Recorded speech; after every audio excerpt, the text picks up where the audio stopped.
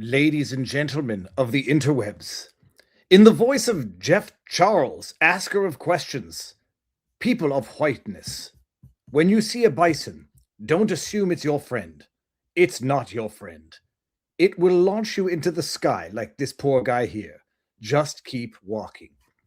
And now, after my introduction, I can describe what is going on here. As you see, an elderly gentleman with a glorious, glorious beard pulls out an iPhone at a bison that seems to be playing like a dog at a picnic ground. Can you appreciate how massive this beast is? It's not a dog. I mean, I'm not even going to lecture anybody. I think I probably would have gotten chased by this thing as well. There is no audio to the video, people. This is a bison, which weighs about 2,000 pounds. How much does a bison weigh? How much does let's see if it's the question of the day. How much does a bison weigh? Holy crab apples, between 700 and 2,000 pounds. Bam! Can you appreciate the power in that animal? 2,000 pounds, nimble like Manny, my wonderful French bulldog mix. So there's a number of things that are very interesting to look at as you watch this video. It looks like a dog. It looks like it's cute. It's sitting there wagging its tail, which, in most animals is not necessarily a sign of docile lack of agitation, but it looks cute. Oh, look, he thinks he's human. And now I think I understand why. It is a good camera that he took this. Look, I don't see any balls, so it doesn't look like a male. Hold on a second. Let's play sleuth here. I see a penis. Never mind. It's a penis. Okay, now where are the balls? Ah, there they are. Not very big for an animal of that size. The speed at which it moves, and I don't mean to laugh, and I'm not going to laugh. There's nothing funny about it. You like to think, I would have pulled up my phone. I probably would have gotten into the same trouble. I like to think that I would have climbed a tree faster, but look at what happens. It didn't like the guy for some reason. Look at that, nailing the tree, and the guy, climb a tree, dude. Oh, and then, and if I'm in that car, I think I might be running into that bison and boom. Someone said that was the Mona Lisa of tourist shots, tourist photographs. Again, this is not to laugh at this. There's no but. But whoever thought of this video is a stroke of genius. I'm hesitant to play it because we're going to get copy struck on CommuTube, but I must. Everybody remember the Benny Hill show? This is diabolical comedic genius, as I put it.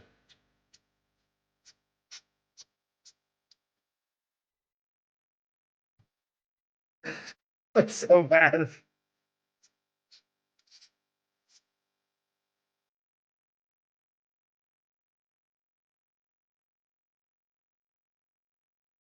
Oh, okay. It hurts to look at this. We hope the man is okay. He was seriously injured, but survived. But man, you imagine like falling from that distance is one thing. Imagine, I don't know if he got gored.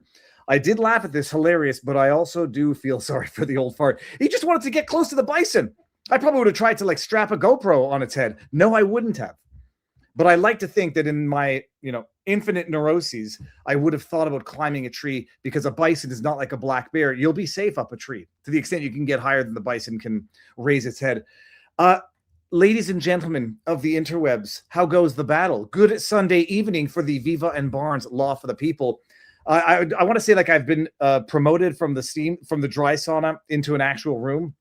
We're going to be back in the studio, God willing, in 3 days max. Maybe it depends how crazy I want. Not crazy. It depends how much I want to drive and how quickly. And I might try to make a certain other pit stop on the way back home.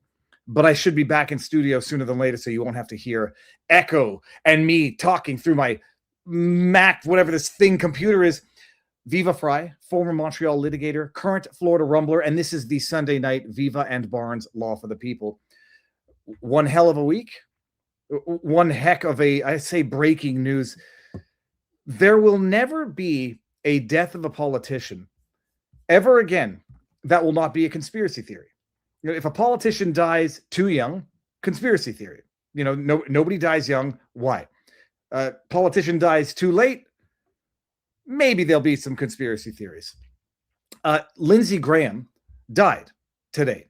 And I'm not, Mark, I feel even bad reflexively thinking of Mark Twain's famous axiom, I've never wished a man dead, but I've read a great many obituaries with delight. I'm not even there. Lindsey Graham, war whore, awful senator, overall, freaky deaky pervert. As far as anybody knows, I don't ever rejoice in the death of anybody, and I try to minimize any internal glee that I might. There's no glee. Sometimes there's you got what you were asking for when like somebody is tormenting a bison. I mean, not that guy was. Sometimes people get what they deserve, and you say, you got what you deserved.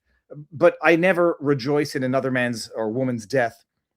If only for, let me just plug in my phone here. If only for not putting out that type of juju in the universe. Do you remember, like, there were a bunch of people during COVID who were wishing death on the unvaccinated, wishing death on the anti-vaxxers and the COVID skeptics. And when they died, everybody, you knew people were going to go and pull up their, let the COVID vaccine, unvaxxed die and let them wait. God forbid, had Jimmy Kimmel died, damn well they would have been playing that, let him, leave him in the corridor wheezy. So don't put the juju out in the universe so that, God forbid, should something untimely happen to any of us, nobody's going to pull up a tweet and say, you put out that juju in the universe and it comes and strikes you with a bolt of lightning when you're slaloming on a lake in the middle of summer. So there's that. Now, with that said, when I wake up and I hear the news that Lindsey Graham died, in my mind, I visualized Turtlehead Mitch McConnell. So I'm like, oh, well, he was old. He was already decrepit, borderline every now and again freezing up like an old computer that's infected with viruses. But no, Lindsey Graham, Lady Lindsey, the man who just won the primaries, he won the primaries in South Carolina. And as a politician, widely and virtually unanimously detested, he dies. And he dies at 71, but in the ER call that Nick Sortor posted, the ER people said he was 73. Lindsey Graham died 71 or 73. According to Barnes, raging alcoholic. I don't know about that, but so he dies out of the blue after having gone to Ukraine to visit a drone factory, and the internet is abuzz with conspiracy theories before anything. Now, bring this up here. This is Matt Van Swol. I'm not judging Matt Van Swol.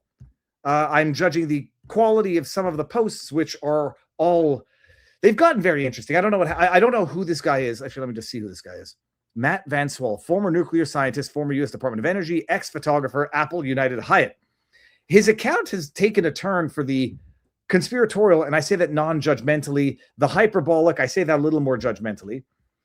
Posts this, and it says, I'm sorry, but Lindsey Graham dying out of the blue like this doesn't make any sense at all. We have him on camera yesterday looking perfectly healthy. None of this makes any sense. And here's Lindsey. So when I get back to Washington, I'm going to go with Senator Blumenthal to the Republican and Democratic leader to see if we can find time to move this Russian sanctions package that would give tools to President Trump to help end this war.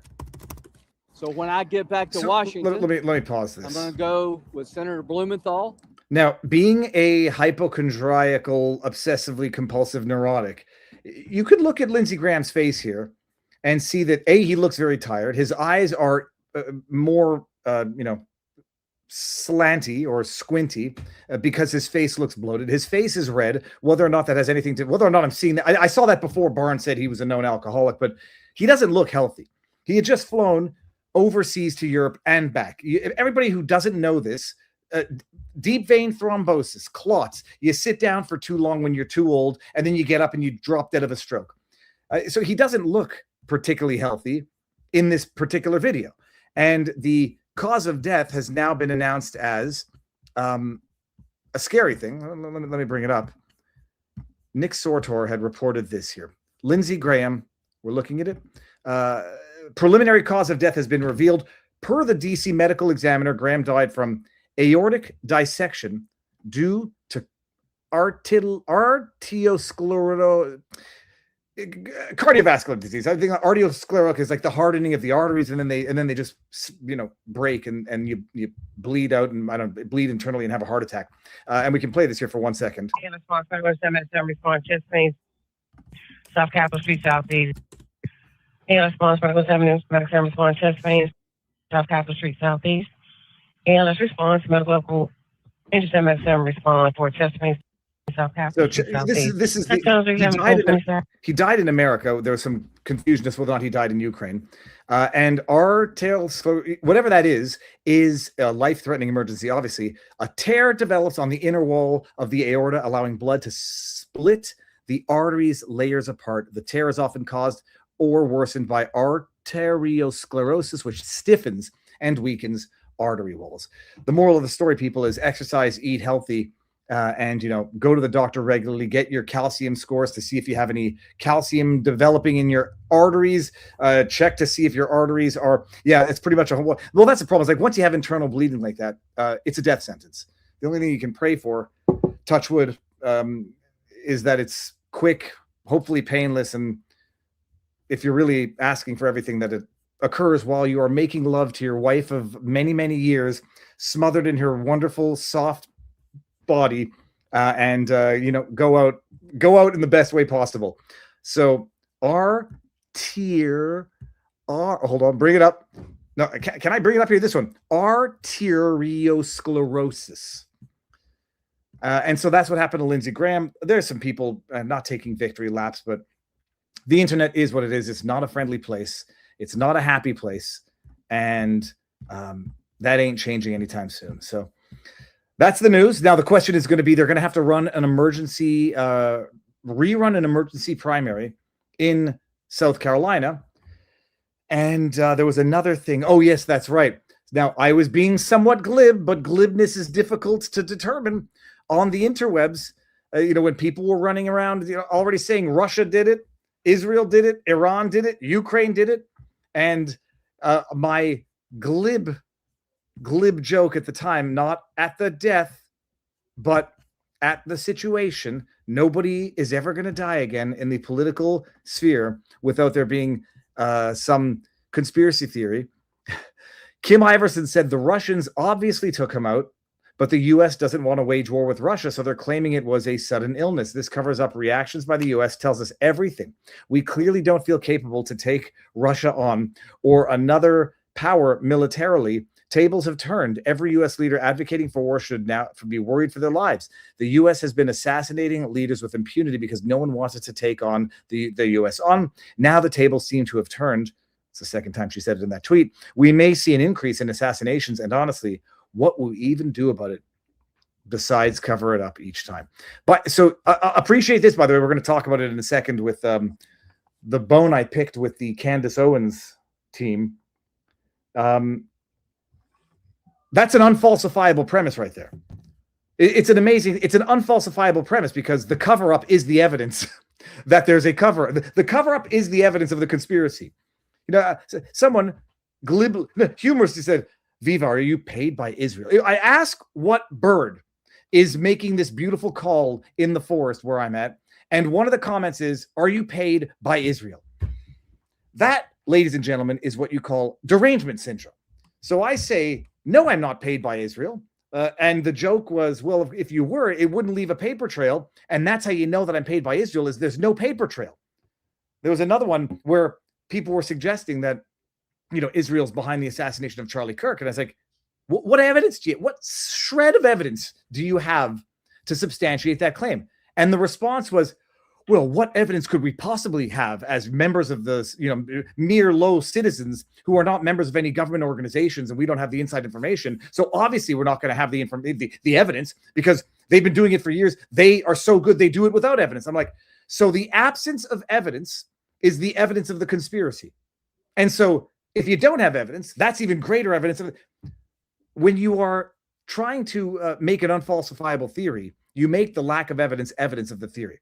Now, Kim Iverson has already come out, said it was the Russians, and I jokingly to that said, well, let's go through all of them. Or Ukraine took them out as a warning, and the U.S. doesn't want to expose that level of corruption between Ukraine and America. Like Zelensky's going to say, we will kill your men if you don't keep funding this war. Although they might have picked the wrong one in Lindsey Graham. Or the deep state took him out because they were no longer confident he could win in November. Or he died. I got two dogs that just came in here. He died suddenly due to the COVID jab. He did have that. By the way, I'll leave it up to John Bodwin to determine whether or not this is actually a potentially correlated to the COVID jab. And I wouldn't be surprised if it is. Or it's the COVID jab, but now, the Trump administration is still doubling down and can't say the COVID jab did it. Or hold on. Always, all roads lead to Israel more often than not. Or Israel took him out to make it look like Russia did it. So the U.S. escalates in Ukraine to distract from Iran so that Israel can go wild there. Or he was doing nasty, sexy things in Ukraine, got accidentally asphyxiated while doing kinky sex with a ladyboy, and they are now lying to protect his legacy. We can go on. It is easy to posit any hypothesis with only one data point. We should probably wait for more. Well, whether you believe it was arteriosclerosis or an accident caused by, I don't know, CIA radar guns, whatever they want to call them, we did get an extra data point at some point today. Hold on, where is it? It was was it the what's her face? Hold on a second, let me bring it up here.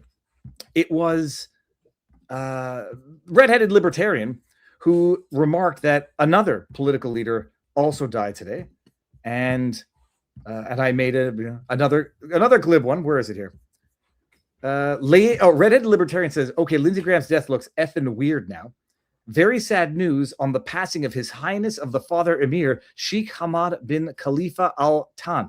My condolences go out to him and his family of Qatar. His vision and leadership helped shape modern Qatar. This is Ursula von der Leyen, and it paved the way for a strong partnership that the EU and Qatar value so much. Redheaded libertarian says, okay, Lindsey's death is looking effing weird now. And I glibly say, okay, we're getting more data points to reasonably be suspicious of Lindsey Graham's death. That's the dog, by the way. That was not me. Who let you in here? Someone let you in. Oh, yeah. Let's go say hi. Oh, get your butt over here. Ladies and gentlemen, Manny, how you doing? You smell bad. Okay, down you go. All right, while we wait for Robert to get in here, that's the intro news. Now, we'll get into the other stuff in a second. Oh gosh, he has a. I gotta clean the folds in between his eyes. Everything is either a conspiracy or anarchy. Well, this is the fight that I've been having. We've seen now. I got into it with, or I got into it. We resolved it with Ian. How am I absolutely blanking on his last name? Oh, am I going totally senile? Ian Carroll, my goodness. I have, call it a bone to pick. It's not a bone to pick over Israel. You must understand this. I've said it a dozen times. I have zero difficulty believing that Israeli intelligence, British intelligence, CIA could have been involved in the assassination of Charlie Kirk or anyone else. I have zero problem believing it, but you need a little bit of evidence. And when Ian Carroll came in hot the day after Charlie was killed and said they murdered him in front of his family, Israel just shot himself. And I'm like, okay, if we find out there were agents in Discord chats, which could be a little bit more difficult to do now, okay then. But 9 months later, despite all of the hyperbolic claims, the finger pointing, the motivated reasoning, zero evidence. I'll bring Barnes in for this one here. Barnes, I'm bringing you in. Zero evidence. And so I finally got Ian, like I said, Ian, this is when you posted the day after, and I said, what evidence do you have to date that Israel had any role to play in it? And the answer literally was, I have no evidence, zero. But they'd be a likely culprit. Okay, Robert, how goes the battle? Good. We got I won't say that I woke up this morning, saw some news, and it was such great news. It put me in a really good mood. And I had a little rough weekend before that, but I won't say what the news was, but let's just say sometimes God is just and delivers on a Sunday. That's all I'm saying. I know it's politically incorrect, but man, I was like, woohoo! I was ready to rock. Tonight's top topics on Law for the People. It might or might not relate to why I was in such a good mood this morning. Rules for replacing Lindsey Graham and Mitch McConnell. And what are the rules? How does that process work? That was the number one by a big mile voted topic at Law for the People at vivabarneslaw.locals.com. The number two topic, which actually was a very distant second, probably because people have been bombarded and saturated with information about it, but because there's a lot of public interest and it's a good chance to educate people on the constitutional process, the legal process in America. The Tyler Robinson preliminary hearing. Well, how does the Constitution apply? The rules apply, the evidence apply, what was presented, what wasn't, what metrics and framework to utilize. Robert Francis Kennedy Jr. continues to deliver at the Health and Human Services Department, not only scheduling COVID vaccine injury schedules, a table, but also putting in place the end of the PrEP Act immunity for the COVID vaccine over the next year. Put that in place already. We'll get into some of that. Plus, one of the top topics that people added to the show notes at at vivabarneslaw.locals.com was about any update on information related to COVID deaths and disabilities and what's the data about. It relates to what Bobby Kennedy just did. The right to sue medical organizations. State of Florida brought suit. That organization tried to drag it up to Chicago. A nice win by the state in suing medical organizations for misinformation and malinformation in the state of Florida. Flat camera attack. In fact, now there's a counterattack. As Alex Jones was saying, keep going in the battalions, folks. What's happening on the flat camera front? Can you copyright your identity? Denmark is proposing it directly. Maybe that's good law for us in dealing with not only the flat camera surveillance state, but also the AI world. The Seventh Circuit abandons the Second Amendment again. Hopefully SCOTUS takes it up. I wonder if the justice who wrote the opinion might have been called best buddies with a certain justice on the Supreme Court, some of us warned about. The reporter Catherine Herridge faces fines over not disclosing her sources. SCOTUS takes a walk on reviewing it. And the New York Times faces a major criminal grand jury investigation concerning disclosures related to the president's travels back from Turkey. Homeschooling under threat now in Brazil. The Europe imposing chat control. What's that all about? Is it part of the surveillance state's new intrusions into control and monitoring our private communications and conversations? Marine Le Pen wins partial reversal on her sentence that may reinstate her in time to run for the French presidency in 2027. When is a VPN accessibility? When does that negate copyright controls efficacy for various websites? The data centers are effectively going to be on the ballot in some congressional districts across the country, sometimes directly, sometimes indirectly. And the right to repair gets at least a partial victory in an FTC and AG settlement with John Deere, and the White House joins it in part. I would have liked it to join a lot more, but it's an issue we'll be discussing more and more as part of the freedoms. On this version of 1776 Law Center is an upcoming conference. On this version of Law for the People. Where are you, Viva? You're hiding out somewhere in I'm hiding out. We're bouncing around. We're on the road. We get back on the road tomorrow, so it's it'll be good to stop living out of a car for the last. We had a wedding yesterday. It was beautiful. That was the purpose of our trip, and we begin the voyage back tomorrow. And if I can make it happen, I'm going to try to stop off and see Steve Baker on the way down. If we can meet up somewhere, it'll be great because it's not far off the path. So, yeah, that's it. This is it. We head back to freedom tomorrow. Robert, so Lindsey Graham is dead. Arteriosclerosis. It happens to adults in 71 or 73 and unhealthy, and overnight jet lag. Travel is hard, and that's where I start getting concerned, because I'm not an alcoholic, but I do probably drink more than the Surgeon General recommends, because they're a bunch of sissies who say like 1 drink is 1 ounce and have 4 a week. My ass. But I do exercise. So he had just won the primaries. And now I looked it up also because I'm trying to think, like, if it's a conspiracy and if anybody had any motive to do it, it's Mark Lynch, who just lost to him in the last primaries. I'm joking, people. But so there's going to be an emergency primary or a re-primary on August 11th. Like, are they going to call it that quickly? Is it the same people who ran in the last primary? How's it going to work? So the process in South Carolina is the governor can appoint someone, but they have to have a special election to be able to get them seated because quickly. So some states, the governors get to appoint a person until the next general election. Some in Kentucky, they restrict that of the governor so that in Kentucky the seat is vacant until somebody gets elected. In South Carolina, it's kind of a hybrid. The governor can appoint someone until the electorate picks somebody. But the way in which that process works is they basically have their own special election to fill the seat, while and at the same time a special election to change the nomination. So that effectively what the priority will be in South Carolina versus Kentucky. In Kentucky, they already have nominees for the general election because McConnell wasn't running for re-election.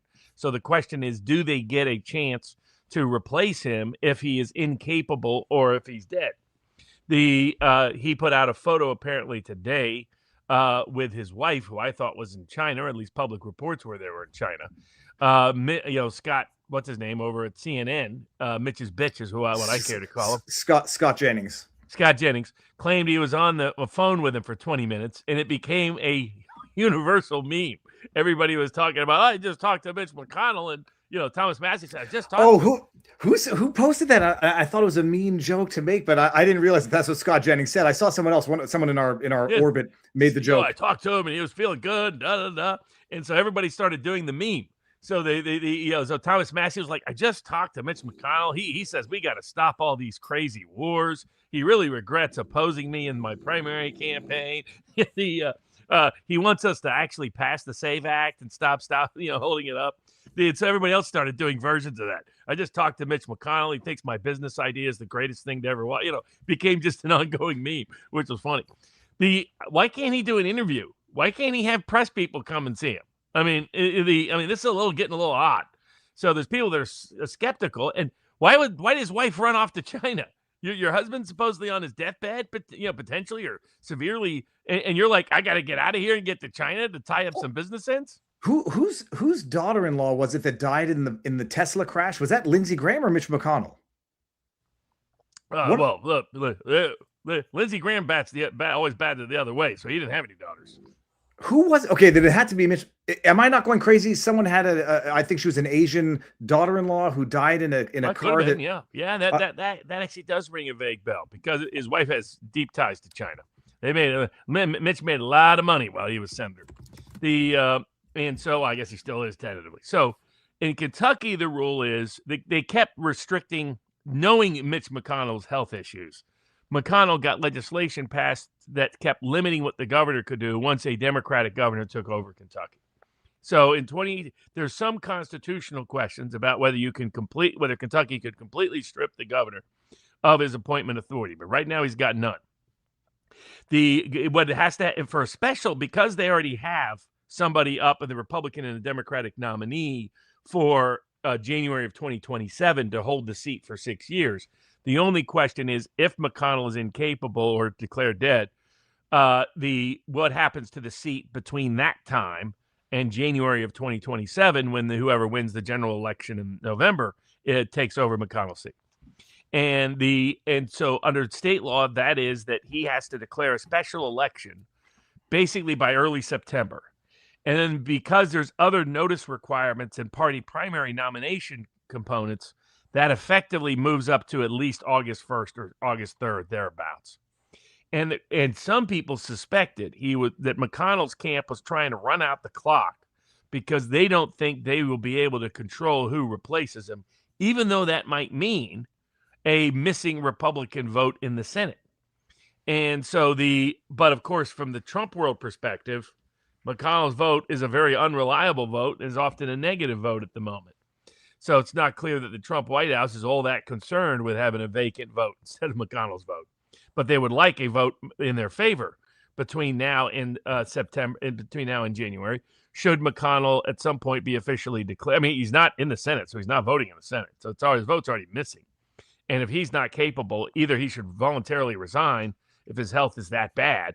It's not likely to get better. Between him and Feinstein, this is getting embarrassing. It's not even say comedic because it's not funny, but Feinstein dies 8 hours after her last vote. Mitch McConnell's been effectively, AWOL physiologically for the last however many months. And by the way, it was Mitch McConnell's daughter. It was Mitch McConnell's sister-in-law, specifically Angela Chow, who on her private ranch, allegedly intoxicated 3 times the legal limit, drove her Tesla trying to do a 3-point turn into a pond and drowned. That I find suspicious, especially, okay, it doesn't matter. Set that aside. So yeah, it is comedic. I don't know what the legislative solution to this would be, other than some form of health test that you have to pass, cognitive test, but thus. Well, maybe mandatory retirement ages and some things like that we should consider. We have minimum ages. Why shouldn't we have mandatory ages? Same logic it applies. But it will require constitutional change probably to get it. But so so basically the question is McConnell's camp trying to run out the clock because they think in a statewide nomination process that the Republican Party might nominate Thomas Massie to replace Mitch McConnell between September and January. And of course, McConnell's camp, the last thing they want is for the 2 U.S. senators from Kentucky to be named Rand Paul and Thomas Massie for any period of time, even if it's only 4 or 5 months. So that's the issue there. Now, the governor in Kentucky is Democratic. He's planning to run for the presidency in 2028. Andy Beshear of the Beshear family, which has a lot of political legacy in Kentucky. Beshear's out raising money from Wall Street or the rest. Beshear might use this as an opportunity if McConnell doesn't acknowledge his health conditioner, or if he actually is dead and they're just hiding it, to declare the seat vacated and open up the race. And then the question, now McConnell could sue and claim that he, in fact, has not vacated the seat and answer it in court. The governor, Beshear, may go that path if he thinks McConnell really is dead. And because it would promote Beshear. Beshear also might claim that that the state law in Kentucky is unconstitutional and that he has the right to appoint someone to substitute for the seat. And then the question would be who has standing to challenge that. That's a little bit tricky, given the broad standing doctrines that courts have adopted in order to avoid political controversies and questions like this one. So that's the case in Kentucky. In South Carolina, with Lindsey, there's no question Lindsey Graham is dead. He's been declared dead by the D.C. Autopsy folks. They say he had severe heart disease and died of a heart attack. Larry Johnson at Sonar 21, son of the New American Revolution, who's going to be at the 1776 Law Center Conference August 1st, August 2nd in Chattanooga, Tennessee, for which some limited tickets are still available at 1776lawcenter.com. He has put out that he thinks the timing of Graham's return from Ukraine doesn't fit with the timeline that's being given publicly, and that it may be the case that Graham died from something that happened. There's a colloquial phrase used by Alex Christoforou of the Duran. Alex is also going to be attending the 1776 Law Center Conference, coming in all the way from Cyprus, like Alexander Macoris of the Duran coming all the way in from London. These are people that have rarely appeared at conferences in the United States, so it's a rare opportunity to meet him. Over a dozen guests, including Richard Barris, People's Pundit Daily, Scott Rouse, Greg Hartley, and Chase Hughes of the Behavior Language Panel. Chase Hughes was just on again with Joe Rogan about how to spot and avoid a CIA psyop. Of course, the one and only Viva Fry will be there, along with Lieutenant Colonel Daniel Davis. Joe Kent is also looking at coming in. The Judge Napolitano, Dr. Bowden, Brooke Jackson of the Maha Movement, Michelle Renault, and Amy Miller, etc. But Alex Christoforou likes to refer to what's called the Zelensky curse, which is whenever these politicians get photographed with Zelensky, they lose power within like a year. I think he's on number 12 or 13 of these leaders that he's helped curse. Well, apparently it goes beyond that, because the last person Lindsey Graham met was Zelensky, and boom, he dropped dead. So I don't know what Larry's very good at exploring alternative theories and hypotheses, and he's presented that. You can find that at Sonar 21 on both the Substack and an independent separate website. I don't know one way or the other, but it doesn't change the Senate race. So the rules in South Carolina now are that between July 21st and July 28th, so within 10 days, and within 16 days or 17 days by the end, within 9 to 17 days, they have a week to declare whether they're going to run for that Senate seat on the Republican and Democratic Party side. So there's no presumption that everybody who just ran in the primary is running again, or they don't get to Correct. reuse that paperwork. Nope. You got to put in file entirely new paperwork. You may be able to use some fundraising campaign funds from the prior campaigns, whether you ran for governor or Congress or something else. Sometimes you can transition those campaign funds to a new race, depends on the specific circumstances. But otherwise, there's no assumption because you previously ran. And because this is replacing Graham, now the governor can appoint someone to serve pending the special election, or pending the general election, but this is replacing him for nomination purposes. So the governor can put someone in pending, that can serve between now and January in South Carolina, is my understanding. But now that Graham has to be replaced on the ticket for the 6-year term, that is a full open. It's the Democratic candidate, still the Democratic candidate, so that doesn't change. What changes is the Republican candidate. So the Republicans get to have a special primary election on, I believe, August 11th. So you have to declare within a couple of weeks, and then you only have a couple of weeks of campaigning. And then if no candidate gets more than 50% of the vote, there is a runoff August 25th. So there's talk of Nancy Mace running. There's talk of Ralph Norman running. There's talk of Mark Lynch running. There's talk of Nikki Haley running. There's talk of Paul Dans running. So there's a range of candidates looking at it. Paul Dans and Mark Lynch ran last time. Dans ultimately dropped out and endorsed Lynch against Graham. But so Dans has a pre-existing organization. Dans has a pre-existing campaign structure. Dans has some carryover funds. There's a chance the president endorses Paul Dans because of Dan's longstanding loyalty to the president as a member of his Office of Personnel and Management and a defender with me in the 2020 election. But Mark Lynch kind of underperformed expectations against Lindsey Graham, so I think he would have some hurdles and obstacles. But Nancy Mace has a congressional base within the state. She just ran for governor, finished 4th, got about 13% of the vote. But running for the Senate's a different animal and on a quick turnaround. Ralph Norman has his own independent base, has a decent conservative score.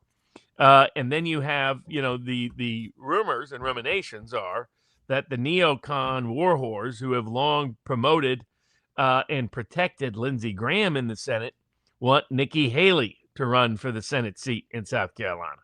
They want a reliable war propagandist, defense industry representative, r/Tel Aviv from South Carolina. Because that was a talk about, when Lindsey Graham died, which country was going to compete the most to have his funeral, Ukraine or Israel. But it's probably not going to be anywhere in South Carolina. So at least if it was honest and honorable and correct and accurate. But Robert, Mark Lynch got 29% of the vote in the Senate race. You don't think that's already name recognition if they run him again, or like someone like Nancy Mace can come in? He has a certain advantage. Yeah, Haley would have the most name recognition as the former governor of the state and having previously run for president in the state. She would have to overcome a lot of Trump's harsh criticisms of her in the 2024 presidential campaign. But yes, she would have. All of them have a base. So what Dans has is a pre-existing organizational base that he built up that ultimately he chose not to utilize recently and dropping out of the campaign. But he probably has the best chance of all those candidates to actually get Trump's nomination, which could boost him if Trump were to go that path. So that would be the potential. And then Dans had the most pro-Maha platform of any of those candidates. Now, Nancy Mace may adapt that. The Mace, because of her vote on the Epstein files, is unlikely to ever get Trump's endorsement. But she has a strong base in the Charleston part of the district she represents. Ralph Norman, who ran for governor, has a strong base in his part of the state. Lynch has name recognition, but he faces two major hurdles. One, he really underperformed expectations. Mm-hmm. The expectations were you'd get at least in the 40s, ended up in around 29, under 30.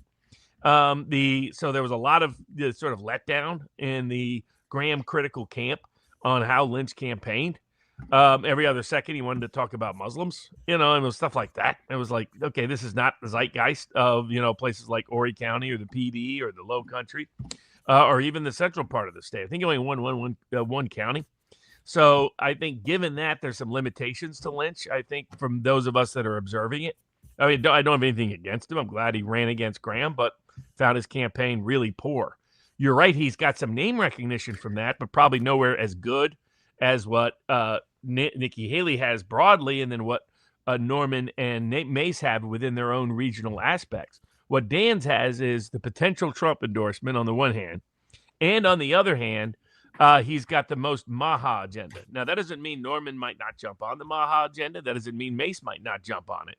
Lynch partially adopted it, but never went full Maha. Then who how do they campaign on war issues? How do they campaign on the legacy of Lindsey Graham, which was mostly negative in the state of South Carolina? Many people that voted for him in the recent primary are still in the low 50s for somebody that's been around a long time with a huge name recognition. Did not know of his warmongering history, which is extraordinary. So that's how it is. We're going to have a very quick election coming in South Carolina. Might have a real quick election upcoming in Kentucky. But it shows a real changing of the guard, that you've got the long-standing establishment, former Senate Majority Leader Mitch McConnell, who's not going to be in the Senate no matter what in 2027 and maybe out sooner than that, and the long-standing neocon representative in the U.S. Senate, Lindsey Graham, gone, and whoever replaces them will be of a different generation, as Jeremy Carl pointed out online. But more likely, it's going to be a real beginning of a transition within the Republican Party away from this old geriatric oligarchy of institutional establishment Bushite republicanism that is quite literally dying out. All right, it's interesting. Robert, if it turns out that Mitch McConnell is dead, or if he turns out he's dead and it's been concealed for I don't know, politically opportunistic reasons, is there not anything criminal about that? If we find out he's been dead for a week and they've been, I'm not sure what I understand there might be some political games they can play by not announcing it. Is that not criminal? Probably not. Not unless somebody filed a false record with the government. Now, to my knowledge, no one has. All right. Well, speaking of criminals, Robert, I don't know how much of the preliminary hearing of Tyler Robinson you watched this week. I watched, I would say, the better part of all of it. Missed a couple of hours here and there just because I had to go live and then I couldn't watch while we were live, although we did that on Wednesday. There was that skit from Jeff Lewis where it's called the Jeff Lewis Meal Deal. I played it once. Everybody should go watch it. Having a conversation on the internet is like the Jeff Lewis Meal Deal, where you get into a conversation with somebody, you explain it, and then somebody else comes along and says, hey, what were you talking about? And you got to start from scratch. Then you get, I say, idiots, trolls. You get deliberate bad faith actors who come in there and try to convolute the waters, and you try to do good only to understand and spread accurate information, and you are swimming against an endless stream of shit. And it is frustrating, tiring, and above all else, you wonder if you're actually doing any good. People are watching this hearing. It's a preliminary hearing, and people are calling it a trial. And then people are thinking, why doesn't the defendant get to make a defense in this trial? Why doesn't he get to cross-examine witnesses? And then you point this out to people, and they say, well, not to pick on Candace in particular, but let's pick on Candace in particular. She says, the show trial starting this week, it's a foregone conclusion. Tyler Robinson is innocent. We all have to not just fight for the truth, but fight for his defense. And I say, it's not a trial, it's a hearing. Then she replies, well, would you rather me call it a show hearing? It's like, A, that would be at least legally more accurate. Your audience might not think this is a trial. You're going to tell me what you think of this judge turning a preliminary hearing because of its Utah rules of procedure. They don't have grand juries, so they go to preliminary hearings in front of a judge who decides whether or not there's probable cause to charge and to go to a trial. This judge has turned it into a longer trial than Carmelo Anthony's actual trial. And so there are people looking at this saying, this looks like a trial. It smells like a trial, but it doesn't look like he's getting all the rights that a defendant gets. It doesn't look like they're making the evidence beyond a reasonable doubt. And this is a sham trial, not understanding it. Bottom line, probable cause hearing, preliminary hearing for probable cause. The prima facie evidence that has been adduced, it has not been damning for guilt, although to many it is. It's clearly met the threshold for probable cause to go to trial. The people have some righteous and understandable questions, skepticism. There are some weaknesses, for lack of a better word. I don't know where you want to start with this. What do you think of it? What do you think the judge, how you think the judge has dealt with this? Has he made this into a bigger problem than it ever needed to be? And now he's reserved not judgment, but they're going to plead or file written submissions, and he's going to come back and issue a ruling, I think, in September. What has been your take on all of this? And tell me that I'm right. So let's start out with the sort of the process, because there was a lot of, as you point out, a lot of confusion out there about what this was and how it fits into the process. So, and let's look at it in the global context, compare it to the federal system, compare it to other states. So ultimately a judge sentence a defendant if they are found guilty by a jury after a jury trial in the United States. That isn't universal around the world. In the United States, the beginning of the process, you can arrest someone and detain them pending a preliminary hearing or an indictment, just based on a probable cause affidavit by a law enforcement officer that is reviewed and approved by a judge. Stage 1 in Utah. Stage 2 in Utah is the defendant can request a full preliminary hearing, which is open to the public and which victims have a right to partake and participate in examining whether there is sufficient evidence to meet the probable cause standard. In many jurisdictions around the world, there is no preliminary hearing ever required. That the government can just accuse you, arrest you, detain you, and then try you without a jury. In some cases, you have secret trials around the world. So the United States affords far more due process of law, far more rights and remedies to a criminal, to someone who's been accused of a crime, than almost any other country in the world does. And Utah affords even more due process than do many states in the United States, and then do the entire federal process.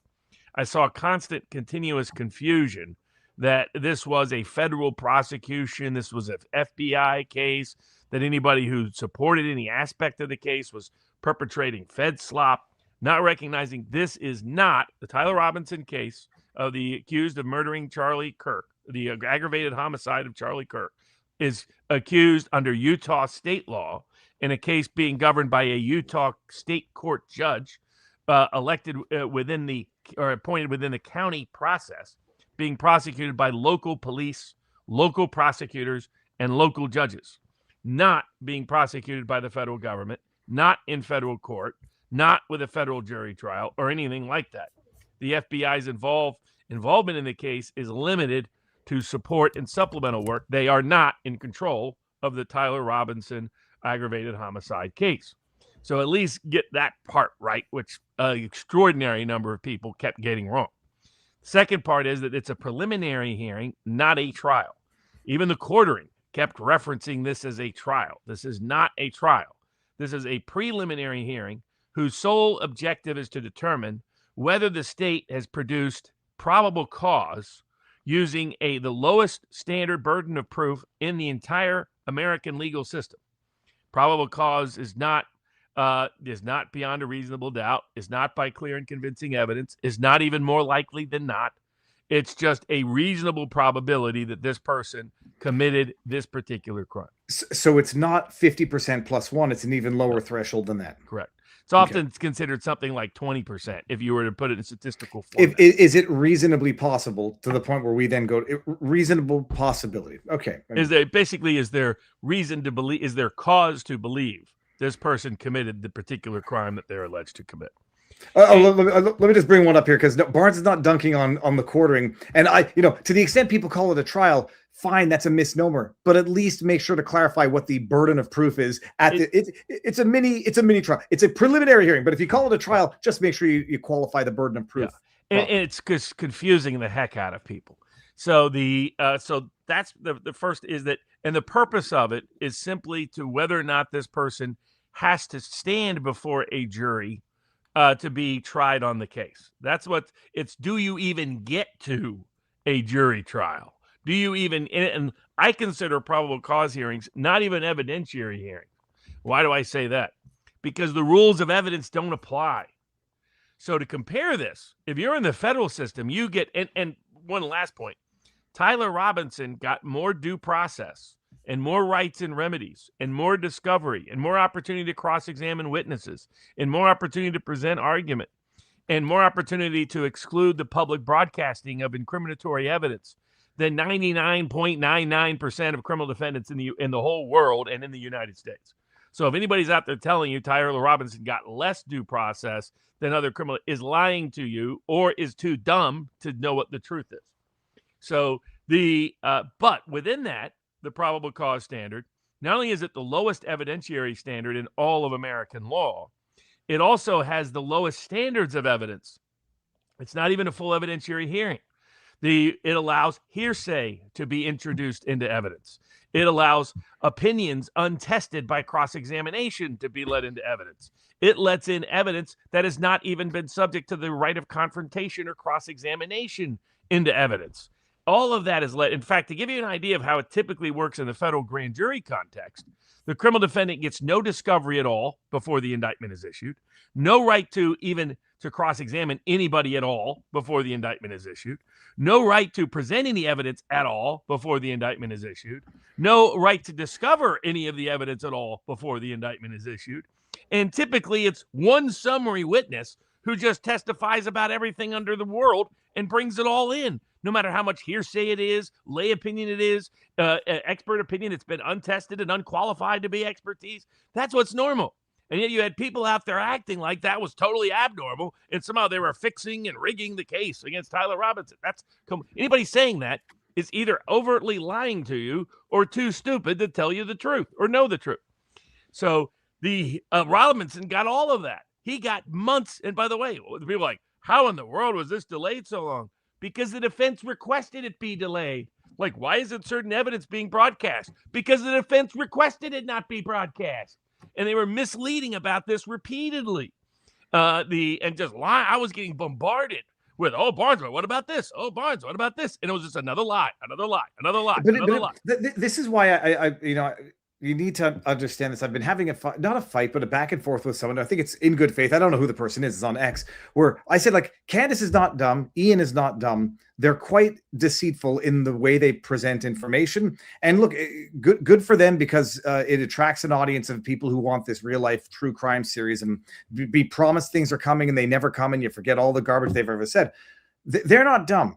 The people who rely on them for accurate information are either just psychotic, like everything's a Zionist to them. I was going to make a joke like, it's not anti-Semitism, it's anti-Zionism, except every Jew and any Jew adjacent is a Zionist. So when the responses are all, who's paying you? Is Israel paying you? You're a Zionist. You're dealing with retards. And then the other people who rely on, who don't know, are simply ignorant. And I'm having a fight with someone. It's like, well, she sometimes has good information. I was like, a broken compass will sometimes give you the right direction, but if you rely on it, you're going to get lost. And nobody goes camping with a compass that they know is going to be defective 1 out of 10 times. And at some point, they have to come clean and say, yes, we've said a number of things that were just unsubstantiated, unsubstantiatable. And although I'm thinking, like, Candace did good work, I guess, in exposing or bringing to light those tweets, the text messages, in which Charlie Kirk was complaining about the pressure that donors were putting on him. I guess that's good work. Arguable as to whether or not whoever gave her those text messages gave them to her so she could leak them. And so, but other than that, the amount of disinformation, misinformation that they have spewed that has misled a bunch of people into thinking that he's being railroaded into execution tomorrow is over the top. And if people rely on either of them thinking that they're going to be able to parse through the bullshit from the truth kernels, you're asking to get misled into the wilderness and starve to death. Okay, parentheses closed. Please go on, Robert. So for trial, you have a right of due process that entitles you to all of the discovery that is either exculpatory, is going to be used against you at trial, or is exculpatory in your favor. You're not entitled to that prior to a preliminary hearing. However, the prosecution already gave that to them, according to the defense lawyers themselves, who are some of the best defense counsel in the country in these kind of cases. You don't have a right of cross-examination. But despite that, they subjected a bunch of their witnesses to cross-examination. They didn't go the sole summary witness routine. Instead, they presented witness after witness after witness, including experts, giving the defense an extraordinary opportunity to have a sneak peek and direct cross-examination of these witnesses long before jury trial. Defense lawyers would beg for all the due process and remedies that Tyler Robinson has received. They also presented the underlying reports, the underlying video evidence not only in its raw form, but also in amplified form. So they got to basically see 80% of the government's case. And this is, again, they have no right of cross-examination, no right to exclude hearsay, no right to exclude expert testimony at this preliminary hearing stage. They do have that right at the trial stage. Mm-hmm. And that's why I said that people were asking me, what's your conclusion about Tyler Robinson's guilt? I was like, well, the defense hasn't really presented their full defense. All they've done is use it as a sneak peek opportunity to see what the prosecution's case is. No, and also, what percentage of the evidence has the prosecution presented? At this point, have they had full disclosure to the defense? I'm guessing so. Well, apparently they have full disclosure of all the reports, investigative reports, based on some of the defense motions that have been filed. It's clear the defense has everything. They've got all the interviews, they've got all the videos, they've got all the raw evidence, they've got all the expert evidence, and they presented what their DNA expert was. They actually had him testify. What their gun expert was going to say. They actually had him testify. What some of the witnesses that gathered the evidence had them subject to cross-examination. So this is all very unusual, and it gives unusual in how beneficial it is to Tyler Robinson's defense, contrary to all this. Oh my goodness, they're trying to rig the trial. But for the people that are saying this is conclusive as to Tyler Robinson's guilt, the defense hasn't even got started yet. You're not going to present much at a preliminary hearing stage. You're only going to present the bare minimum. I think they concluded they were highly unlikely. We'll get to why. That it was highly unlikely they would get this judge to deny probable cause. So that means no incentive to other than play a little bit to the court of public opinion. No real incentive to put now in front of the judge and in front of the prosecution what some of your defense theories might be. So we don't fully know. Like Carmelo Anthony, I said I'd wait till the defense presented their defense to see if he has a defense that we don't know about. Ultimately, he didn't. And I suspect that'll be the case here. And I'll get into what I think ultimately happened. But for people to understand, because this process has a limited purpose, it has limited rules, and you don't, as a defendant, get the same rights you do for a jury trial. You don't get to confront any accusers. You don't get to cross-examine anyone you want.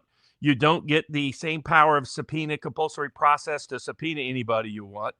And then you're under no obligation, nor is it often advantageous to you for you to present your own client as a witness, your own expert as a witness, your own. You don't even necessarily want to impeach the prosecution's witnesses that do testify just yet. You might want to save that for the actual trial if you plan on a jury trial. So to understand the purpose of this, understands its limited rights and remedies. Though again, within that context, Tyler Robinson was afforded far more than anyone else typically and traditionally is anywhere in the world, but also in the United States. But because it's a limited process, it means you haven't seen the whole defense argument yet. So that explains is there a constitutional right to confront? Yes, it doesn't apply to preliminary hearing. Is there a constitutional right against hearsay evidence? Yes, it doesn't apply in a preliminary hearing. Is there a constitutional right to discovery of the evidence to be used against you and exculpatory evidence? Yes, doesn't apply in the preliminary hearing, though apparently he got all of it already. So now let's go to what happened at the proceeding. So it was a week long, and the evidence against Tyler Robinson didn't meet the probable cause standard. It overwhelmed the probable cause standard. This is what people don't seem to understand. Overwhelmed the probable cause, not a declaration of guilt. And then people go apeshit, Robert, over there's a disagreement as to when he sent that Discord message, because apparently he was already Mirandized by that point in time, and he couldn't have sent it if he were Mirandized. Although we don't know if he had his cell phone on him for another 3 hours, even if he was Mirandized or in custody at 6:25 and he sent that Discord message an hour later. And to that point, that was a little piece of defense argument that was made in a motion that didn't make that argument, that said that it was time-stamped actually at 3 hours and 33, something like that, which could be like 3 a.m. It could be a wide range of time depending on when the tape started. It had a listing of 6:25 p.m., but the defense never argued it occurred at 6:25 p.m., nor which 6:25 it hurt. And if you understand anything about government technology, you know that it's time, that the time listed can be all kinds of things based on when it was produced, which software app is being used, what the point and purpose of it is. I suspected that never made any sense. Why? Because the defense never made any argument that Well, was the case. but And now this he is checked in after 6:25 p.m. So the whole claim that he sent that while he was in custody has been completely debunked by what was presented at the prosecution, because they have him checking in, and the government and the defense did not dispute this at all. well, no, but now to go back to the other argument, Robert, maybe the defense doesn't want to dispute it right now because he's going to get found. Probable cause will be found, and they want to save that banger for the But trial. that doesn't help really. I mean, that aspect doesn't help and they conceded the timeline that was present, and they never made that argument. This was someone extrapolating. Oh, look, there's something on this that says 6:25 p.m. So we're going to assume it was 6:25 p.m. the day before, and not the later in that evening. And we're going to assume that it's when he was in this place, when that never made any sense, because his family never said that, his defense never said that, he never said that, the defense lawyers never said that. So they were just extrapolating something, running with it, when I was like, I'm almost going to guarantee you he was never in custody at 6:25 p.m. on September 11th. The defense has made no such claim, and the government presented undisputed evidence, uncontroverted evidence, that in fact they brought him into custody at 9 p.m., a little bit after thereafter. So that claim has always been wrong, and people have been attached to these things that I just want to say, are counterproductive. What's going to happen is the people are going to feel incredulous. People are going to look at these people, and they may have legitimate complaints, legitimate concerns, legitimate questions that are going to be muted, and they're going to be ignored because they've gone full Sandy Hook, because they've gone full Candace Owens. Here, how do you know the phone wasn't confiscated? That'll be for the reasonable doubt at the trial. You're at probable cause. Ultimately, the phone was confiscated. But here's the phone. People pretending he got Mirandized at 6:25 have one big problem. It's undisputed he was not in custody at 6:25. It's undisputed by the government and the defense and the evidence presented. Undisputed. He was not in. So how is he magically Mirandized at 6:25 if everybody agrees he wasn't in custody at 6:25? You just misread a part of a timestamp that wasn't even the official timestamp. I mean, that was it. You took it and ran with it and not thought about this for 2 seconds. Well, no, but people are going to say, no, the defense knows that it's not the case, and they're going to save it for trial. No, that you want to bring in now because you want to exclude the confessions that were off that phone, and they didn't. They didn't. So you need to exclude that now, and they didn't. That means they know that's BS. That was always ridiculous. And not just that, like people are saying he's going to be coerced into a guilty plea because they're going to offer to take the death penalty off the table because of the overwhelming nature of the evidence presented at preliminary hearing. If you really wanted to drop the bomb of all bombs, at the preliminary hearings, you would show it's impossible for him to have made the confession. At the preliminary hearings, you would argue his mother never actually turned him in. His mother was in court all week. The defense didn't call her as a witness. You would claim that's not him on the video. You would claim that's not him in custody. Oh, you would claim it's not his car. They make just the argument, the opposite. The defense wants to get the death penalty off the table by arguing, look at how he volunteered and how willing and forthcoming he was in admitting what took place. So all right. So what was the evidence they presented over 5 days? You're going to go to Kananoka the Great, or Kananoka the Great. It's a great account. I'll pull it up. Had all of it. But Robert, go for it, because I mean, people are going to listen to you and say they didn't say that. It wasn't him. Nobody identified him. There's no video of the roof, so I'll hear the audience. I see screaming. These claims made that are completely rebutted. And if you want to rebut them, make an argument based on what evidence was presented, not what fantasy land you want to live in. Now imagine people are going to see the power of motivated reasoning. Said motivation is the master of reason. You are never going to make reason the master of motivation. So if you want to improve your reasoning, change your motivation. But you're going to see how powerful it is, because it won't matter how compelling the evidence is. You could have 6 movie director angles showing Tyler Robinson taking the shot, showing the bullet in small and slow, tiny slow-mo going in and killing Charlie Kirk. And people will say, no, because it won't matter. Because their motivation is to not find Tyler Robinson responsible as the trigger man. A lot of these people, not everybody, but a lot of these people. And consequently, those people will make the most absurd, ludicrous, preposterous arguments, because that's the power of motivated reasoning. It excludes any evidence it doesn't want to hear. And it includes nonsense it does want to hear. But what was presented at the hearing was one of the most overwhelming cases I've ever seen in a high-profile case. They have him showing up at the scene. They have his car. They have him on video at multiple times, walking normal early on, approaching Turning Point people to probably, they didn't testify as to what this was, but probably to find out when Charlie Kirk was showing up that day. Mm-hmm. Then they have him leaving the campus. They have him at the restaurant he went to. Then they have him coming back to campus. And when he comes back to campus, he's walking differently with what appears to be a gun in his pants, that he's partially hiding part of the gun in his pants while he's carrying a backpack. He walks up, and then one set of steps walks up another step, and people somehow thought he had changed his limp on his leg when all it was a mirrored image of one versus the other. It's the exact same image all the way through. I had to make sure, clarify, and inspect, because it's not just that the leg limp shifted, also the arm that was swinging freely shifted to the other side. The degree of his backpack to the other side. So it was obviously a mirrored image, but that got spread. Anybody who spread that should never be listened to again. I don't care if they are right 8 times out of 10. They're either reckless, liars, and if they failed to correct their mistake, cowards. Correct. You have a bunch of people still repeating that lie all over the place. It's like, ask yourself, why didn't the defense ask that question? Because wouldn't that be kind of an obvious way to take apart the case? I mean, come on. Then they have him going up the steps to the roof, running over to the roof, putting the gun together, a sniper's nest present. They have the shot being fired. They have him running off the roof, him jumping off what was only a 2-story roof. It wasn't the Spider-Man roof that like certain people claim. Then carrying what appears to be the gun underneath the towel. They apparently, I think he left the screwdriver on the roof. Then that, by the way, his DNA was tied to another lie that was being put out there by the Baron Colemans of the world. Because people keep pointing, oh, Barnes, look at Baron Coleman. This dude is a complete fraud. Well, I'm sorry. He's not making mistakes. He's a fraud and a liar. Baron Coleman is a fraud and a liar.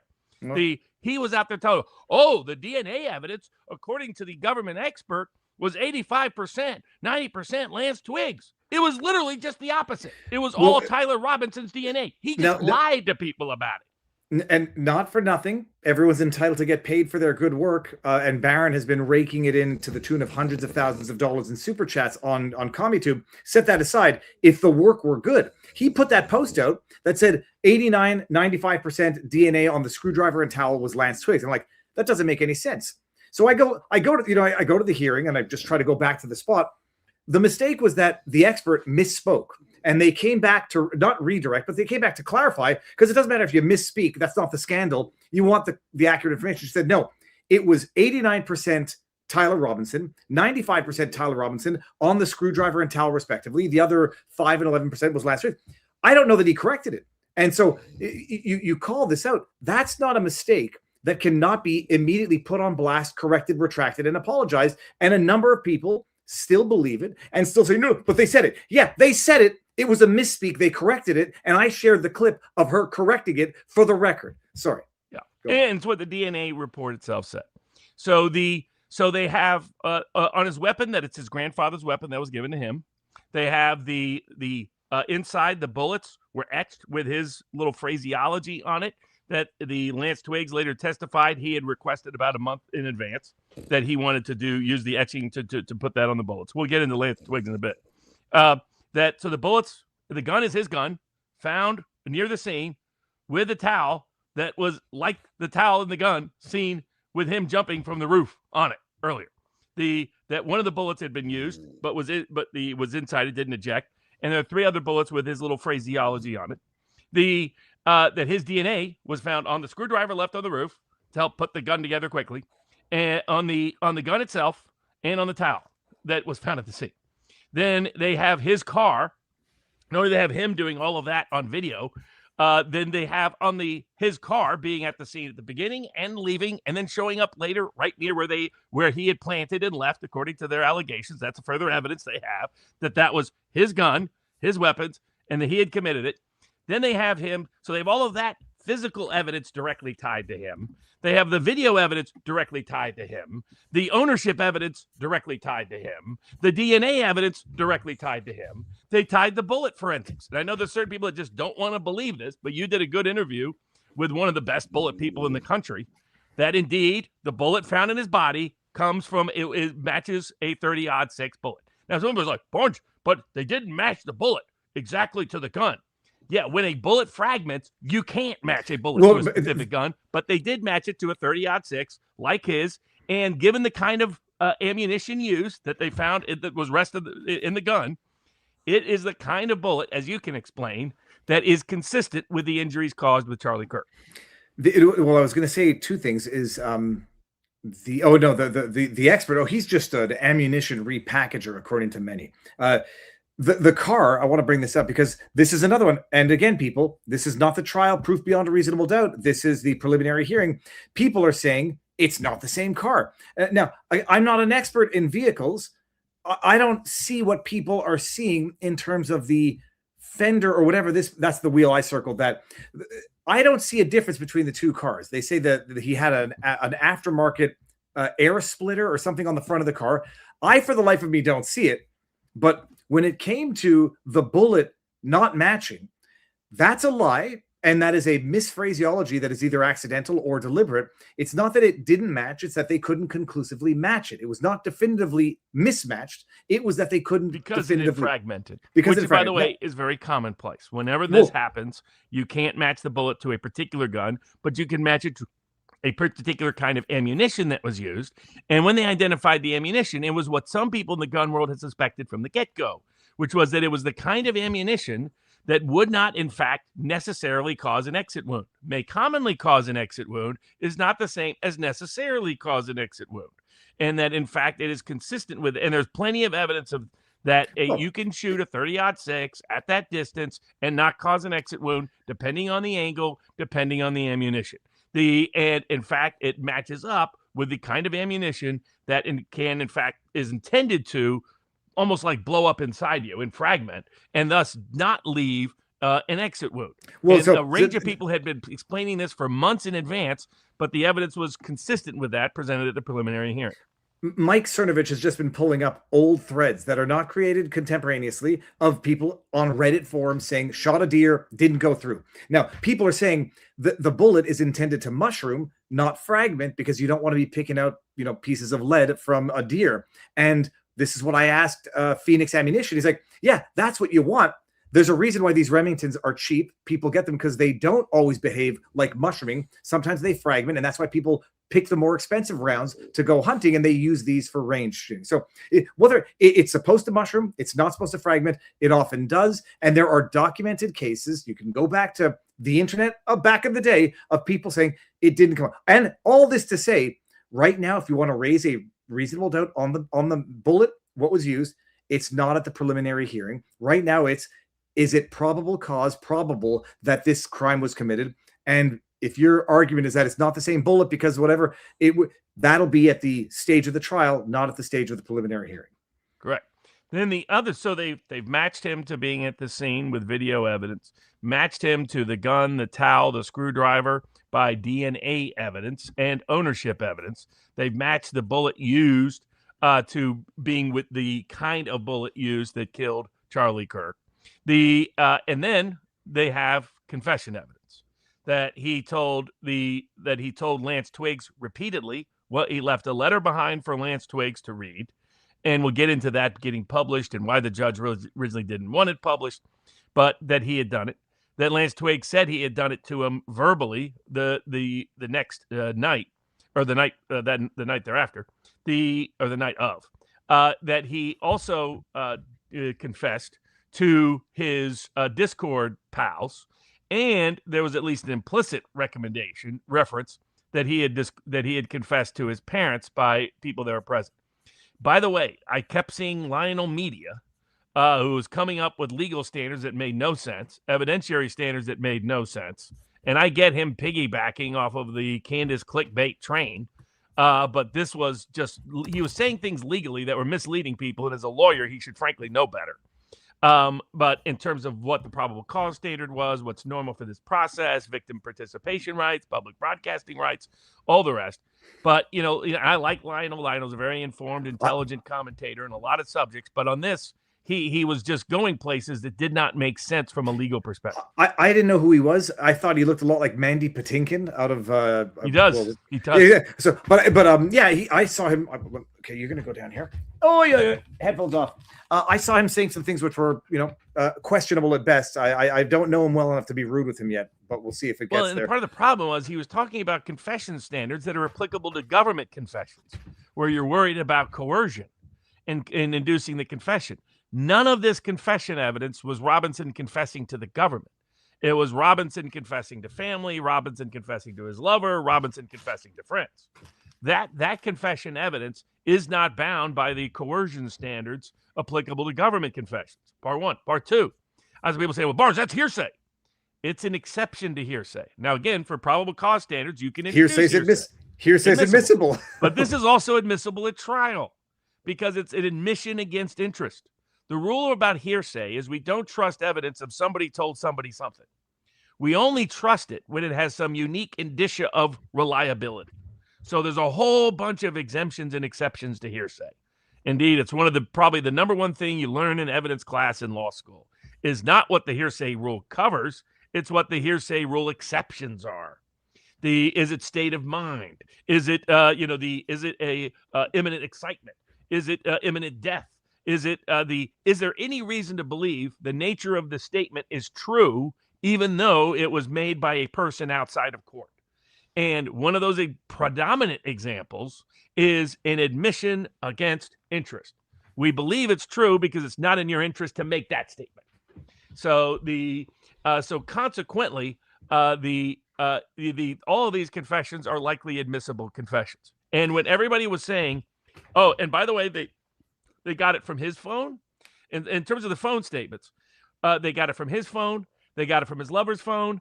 They got it from the text mail services. They got it from, in the case of the Discord services. So they have multiple layers and levels of authentication. And for those who were out there saying, oh, all they did was take a picture of Lance's phone when they examined him, lie. They from what I understand, they extracted all the data using Cellbrite.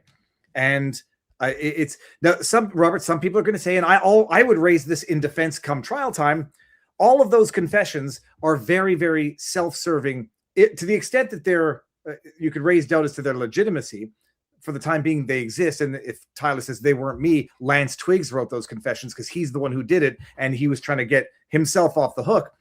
I would have no problem entertaining that notion, but the confessions, colloquially described, exist, and then the only question is going to be, did he send them? Did he write them? Or was it the feds writing it for him? Was it someone else? Did anybody else have access to his Discord chat? And is he a patsy? Those confessions are fake, but they were put there to make him as a patsy. Well, okay, and that's where I think his confessions, they're saving for trial, the confessions to the mother, to the father, and to the deputy, that they hinted at but didn't get into in detail in this preliminary hearing.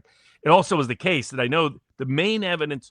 So the evidence, frankly, is overwhelming against Tyler Robinson that he is guilty of the murder, aggravated homicide of Charlie Kirk. That he meets both the standards for first-degree homicide and aggravated homicide to meet the death penalty in Utah. Does that mean he is guilty beyond a reasonable doubt? No, because I have not seen a full, robust defense, which would only be presented at a trial, at a jury trial. Now let's go into two other issues that people like Lionel kept getting wrong. No, Robert, before we do that, that was not it. Barnes is a paid shell. Prove me wrong from Daisy-JR. What is a shell? So I'm like a bullet. I'm like a boom. No, this is the foreign accounts. He's a paid shell. Right, exactly. So a lot of confusion out there, including by Lionel Media and others.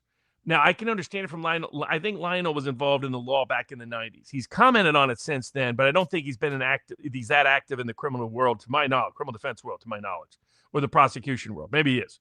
And maybe he practices in states where this is not an issue. It began even before this, but it really took off in the 1980s and 1990s, early 2000s. Traditionally, the criminal justice process was just between the state and a criminal defendant. They were the only parties to the case. Sometimes the media could intervene for the purposes of asserting their right of press and the right of public access to court proceedings. And sometimes third parties like Mike Cernovich intervene in the Epstein case for the purposes of open access to the court system and as a matter of publication and the right of speech and press. What's changed that is a bunch of states and even the federal government have passed laws creating rights for victims, including victims' representatives. In the case here, Charlie Kirk is the direct victim, but he can have victims' representatives because he is, of course, deceased, and his wife and his parents. If his children were adult children, they could have representation. Sometimes the minor children have lawyers as kind of guardians ad litem representing them in these kind of proceedings. And effectively, victims were given rights to participate in the process. So when people like Lionel Media and others are saying there's no other participants other than the defendant and the state, it's just wrong in Utah. Constitutionally and statutorily, victims have a right to participate in a bunch of the proceedings. I saw certain people in the Candace crowd suggesting there was something weird about RFK Kirk being present there. It's like, no, that's her statutory and constitutional right under Utah law. It's like, how did people think the Epstein plea got blown up? The government didn't want to blow up the Epstein plea. The Epstein didn't want to blow up his plea. It's because victims have expressed federal rights that a federal court said their victims' rights were so violated, he could completely invalidate a negotiated agreement between the government and the defense. And yet Lionel Media appears to be clueless about this, even existing, even though he's been covering the case. So there was nothing at all unusual about RFK Kirk's presence or Charlie Kirk's parents' presence. So they have a right to partake and participate in the proceedings, a right to advocate before the court concerning those proceedings, and a right to advocate for the further publication and broadcast of what evidence was introduced in those proceedings. Now, let's go to the public right. You have the press right, and you had members of the press who are represented by counsel there. And you had the broader public who really doesn't have anybody representing him, but the judge is supposed to be enforcing their rights, which is the rights to have any public proceeding open to the public. Your right to petition the government for redress of grievances under the First Amendment to the United States Constitution is guaranteed under the 14th Amendment against the states. But, I just filed a petition for cert to the Supreme Court of the United States for someone whose rights to open access to the courts were violated in the state of Pennsylvania because she was criminally prosecuted and criminally punished based on her tape recording her own proceeding, which documented in detail fraud and corruption in the court systems of Pennsylvania. So that is a federally protected right against the states, and most states have analog provisions that require open access to the courts. So the judge was trying to balance that throughout this preliminary hearing process. He's a very young judge, a very new judge, put under a lot of criticism by both sides. What is he trying to balance? He's trying to balance the victim's rights to participate in the proceedings and the public's and the press's right to publish those proceedings and the public's rights to open access to those proceedings against a risk of having a partial and prejudicial jury that is incapable of being impartial for adjudicating Tyler Robinson's potential guilt at an actual criminal trial later on. And that's what he's trying to balance. My own view is they overweight the defendant's interest in these cases, just like they overrate the government's interest in these cases, when they fear being incapable and unable to pick a impartial jury. The reality is there's going to be at least 20% of people in that jury pool in Utah who don't even know who Charlie Kirk is. Least of all, Tyler Robinson, the murderer, all the rest. So the idea that you cannot pick an impartial jury is simply belied by the evidence case after case. This isn't particular to that county, so you don't have to be concerned that the county has just been flooded with unique levels of prejudice, and so you have to go to a different county or a different state. This is more of a nationwide phenomenon. But while we're immersed with it, your average American, 30, 40% of them, I would say 30%, about a third of Americans because remember, a large number of Americans don't ever vote. Within that group, over half, but they will be within the jury pool in places like Utah because they don't require voter registration in many of these counties and states and jurisdictions for jury selection in criminal cases because it raises its own set of constitutional issues if you were to do that. You can find through jury selection in voir dire to make sure so I've always thought that's overestimated. We should favor the right of open access to the courts And there should be compelling and convincing evidence, none of which I saw presented by the prosecution or the defense. They can get the court to order a survey to be done, for example, to survey the nationwide local communities, what you'd be concerned with here, as to how many people even know about the case. My guess is you'll have at least 1 out of 10, 1 out of 5 in that range of jurors who will know very little about the case. But because the judge is concerned with that, and because they often are concerned with that, what he didn't want broadcast and published was the most inflammatory evidence against the defendant. I think he made a mistake there too. The evidence you're concerned with, the people hearing and seeing, is not evidence the jury's going to see anyway. You're concerned with evidence a jury might never see. That's what you're concerned with. Now, I understand his concern with the video evidence.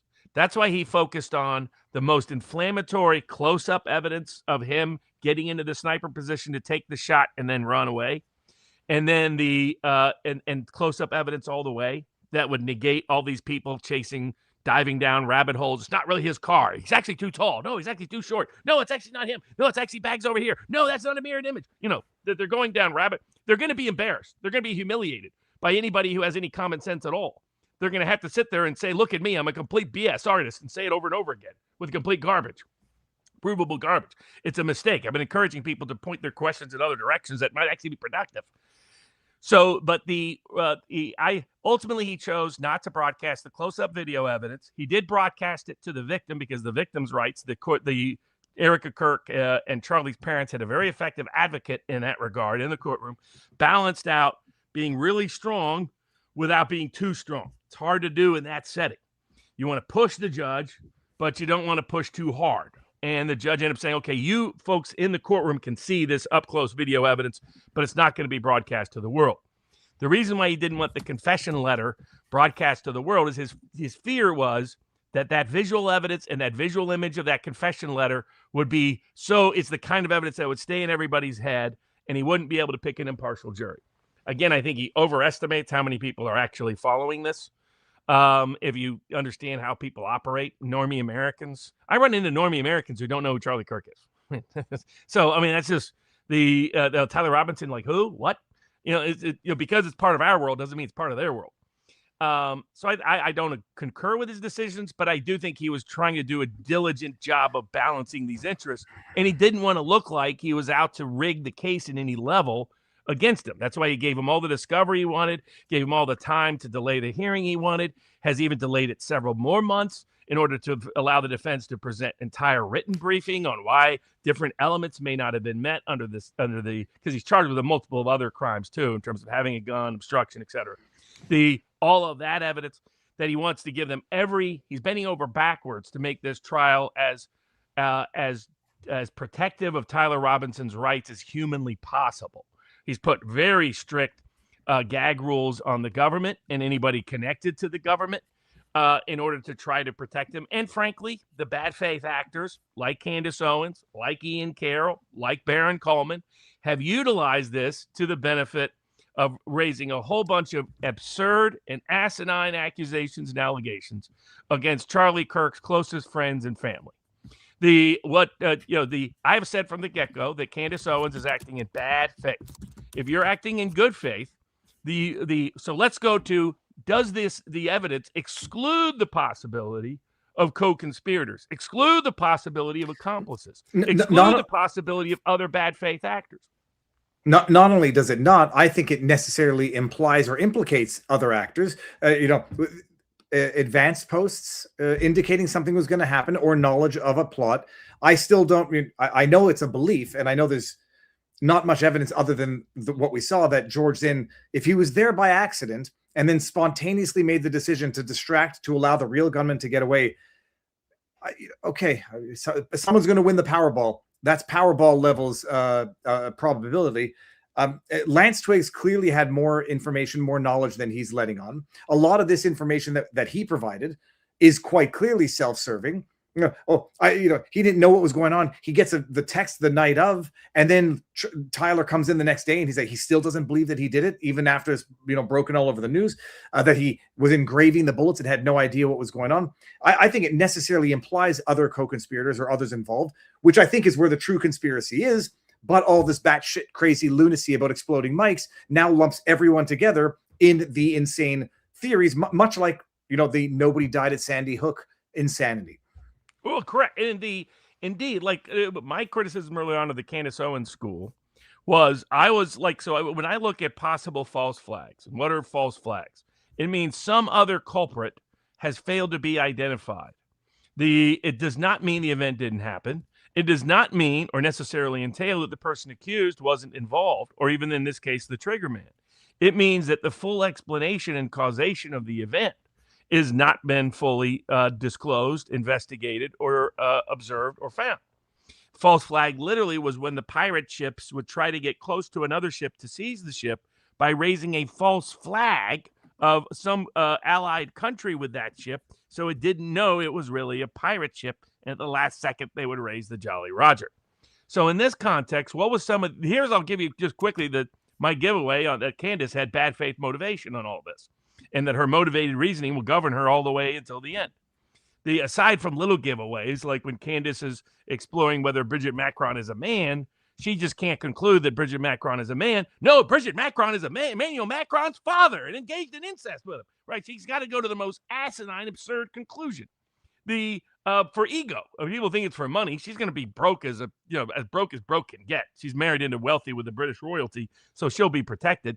But her own money will be gone for forever because she's going to get sued by everybody into oblivion because she's got no shot in hell of winning all these defamation cases she's going to be facing, because it's quite obvious how reckless she is with her sourcing, how reckless she is with her interpretations, how reckless she is with retractions when put on notice of lying. But the giveaway here to me that there should have been a reason to investigate alternative hypotheses as to the causation of this murder, and whether other people radicalized him, whether they aided and abetted him, whether they tried to cover up for him, whether they incentivized him, whether they aided and abetted people around him to help facilitate this occurring. I look at unusual security lapses. It's like I have a little false flag template. You look at a cui bono analysis, you look at a false flag analysis, and you look at cover-up analysis. And those are three of the big keys as to whether or not we may have a false flag event. All three are present in the Charlie Kirk murder. So first you got cui bono, you got the trans ideology that is rooted, if you get back into it, into intelligence community activities, into think tank and NGO activities, trying as Manchurian candidate projects that go back almost a century. So you've got that aspect that would have a motivation to do this, and evidence of it occurring in this context with the radicalization almost overnight, within a year or less, of this otherwise normie kid from Utah. You also have the potential Israel lobby connection, because of the number one profiteer from the death of Charlie Kirk has been the advocates of the Likud wing of the Israel lobby to go into war in the Iran. Then you've got a highly unusual security lapse, but it's not turning point. And by the way, on the cui bono analysis, the people who had no reason at all to see Charlie's death is the mother of his children, is the wife of his children, is his lifelong friends, is his closest friends, is everybody in Turning Point, whose organization is entirely and was and being proven to be very reliant, dependent on Charlie Kirk to survive and sustain itself. So cui bono says you rule out all the Turning Point people, you rule out Erica Kirk and the family, you rule in the possibility of the trans identity agenda of NGOs and think tanks connected to it, of intel communities running Manchurian candidate type projects through it, and of the Israel lobby. Then you go to the unusual security lapse. Is there an unusual security lapse? There sure as heck is, as was confirmed in this trial, which I got blowback from people pretending this wasn't true. It wasn't Turning Point security failure here. The failure was entirely on the university. Well, some people will say it was Turning Point security failure because they should not rely on the university's assurances that they've got a roof covered if they don't have it covered. And so you could play that game. The problem with that is they don't control the campus. So they legally could not compel the university to do it. And my understanding is so for those people that don't know, the university, Turning Point identified the rooftop as a risk point, wanted the rooftop secured. They wanted a drone over that rooftop. They wanted security present on that rooftop, and the door to access the rooftop to be locked. The university came back and said, no, you cannot put a drone up there. No, you cannot put security up there because we control that property. And we don't allow drones there, and you don't have to worry about it because we are placing security there, and we are locking that door. It is still unexplained to this day why the university lied. They lied about the drone access. It was not within their legal rights to prohibit that drone. But by the way, they were still doing that months later because other people tried to go up and put a drone up there. It was like, no, that's our airspace. No, it's not. But that's so maybe you could excuse that as a mistaken understanding of their legal authority. But what was not a mistaken understanding was why they had no security present and didn't even lock the door. So you have an unusual security lapse. You got cui bono for other culprits. You got but not the culprits being identified by Candace Owens, notably.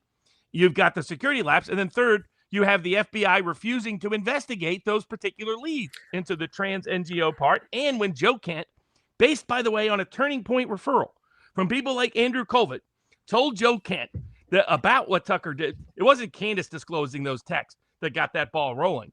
What got that ball rolling was Andrew and other people disclosing those texts immediately after the assassination, worried about whether or not there was an Israel connection or a trans connection, because Charlie had identified both as potential culprits in his potential future murder.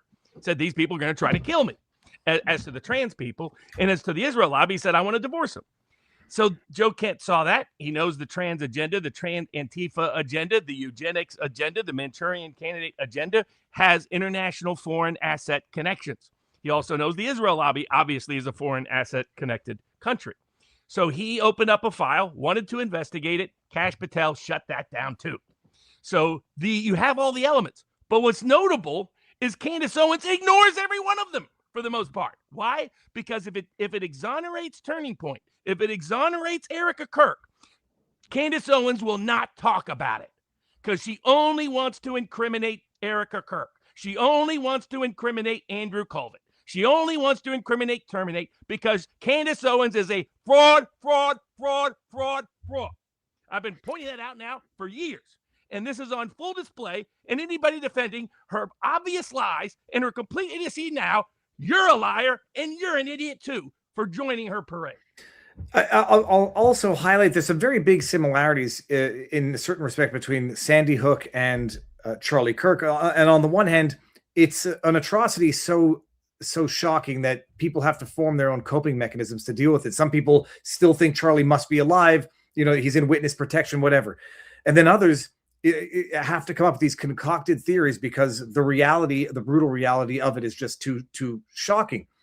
Sandy Hook, they tore down the school. It was 9 months after the murders. And I don't remember at the time, but I remember, afterwards, people were saying, why would they tear down the school? They were concealing evidence. And we talked about it a great many times, and you sensitized me to the fact that I suspect they had done their investigation. They detailed the property. There was no need to keep it up. But it certainly did destroy the evidence that the school failed to implement basic safety protocol to prevent a mass shooting of this magnitude on their premises. They might have taken whatever subsidies were given to them and they didn't implement it. Whatever they did with the cash. And so tear down the building and destroy the evidence, but it was already documented. In this particular case, then, tearing up, digging up the dirt, basically 4 days afterwards, without the authorization or notifying the authorities, the campus, who's been responsible for the lapse of security that led to Charlie getting murdered, is now digging up the scene, paving it over. And I can understand the biohazards and you got to get the dirt up and whatever.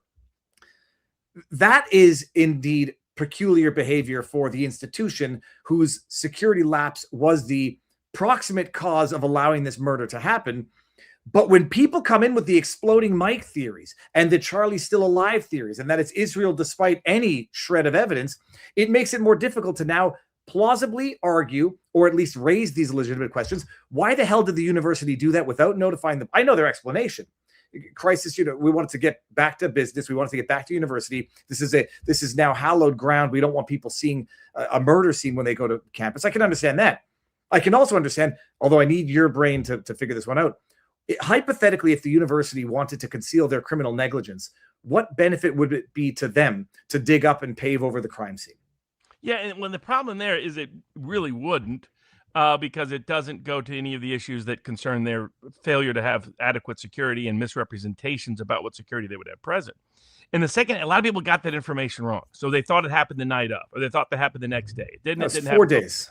Yeah, 4 days. Number one. Number two, who thinks that a crime scene gets frozen into perpetuity when it's an active use public site?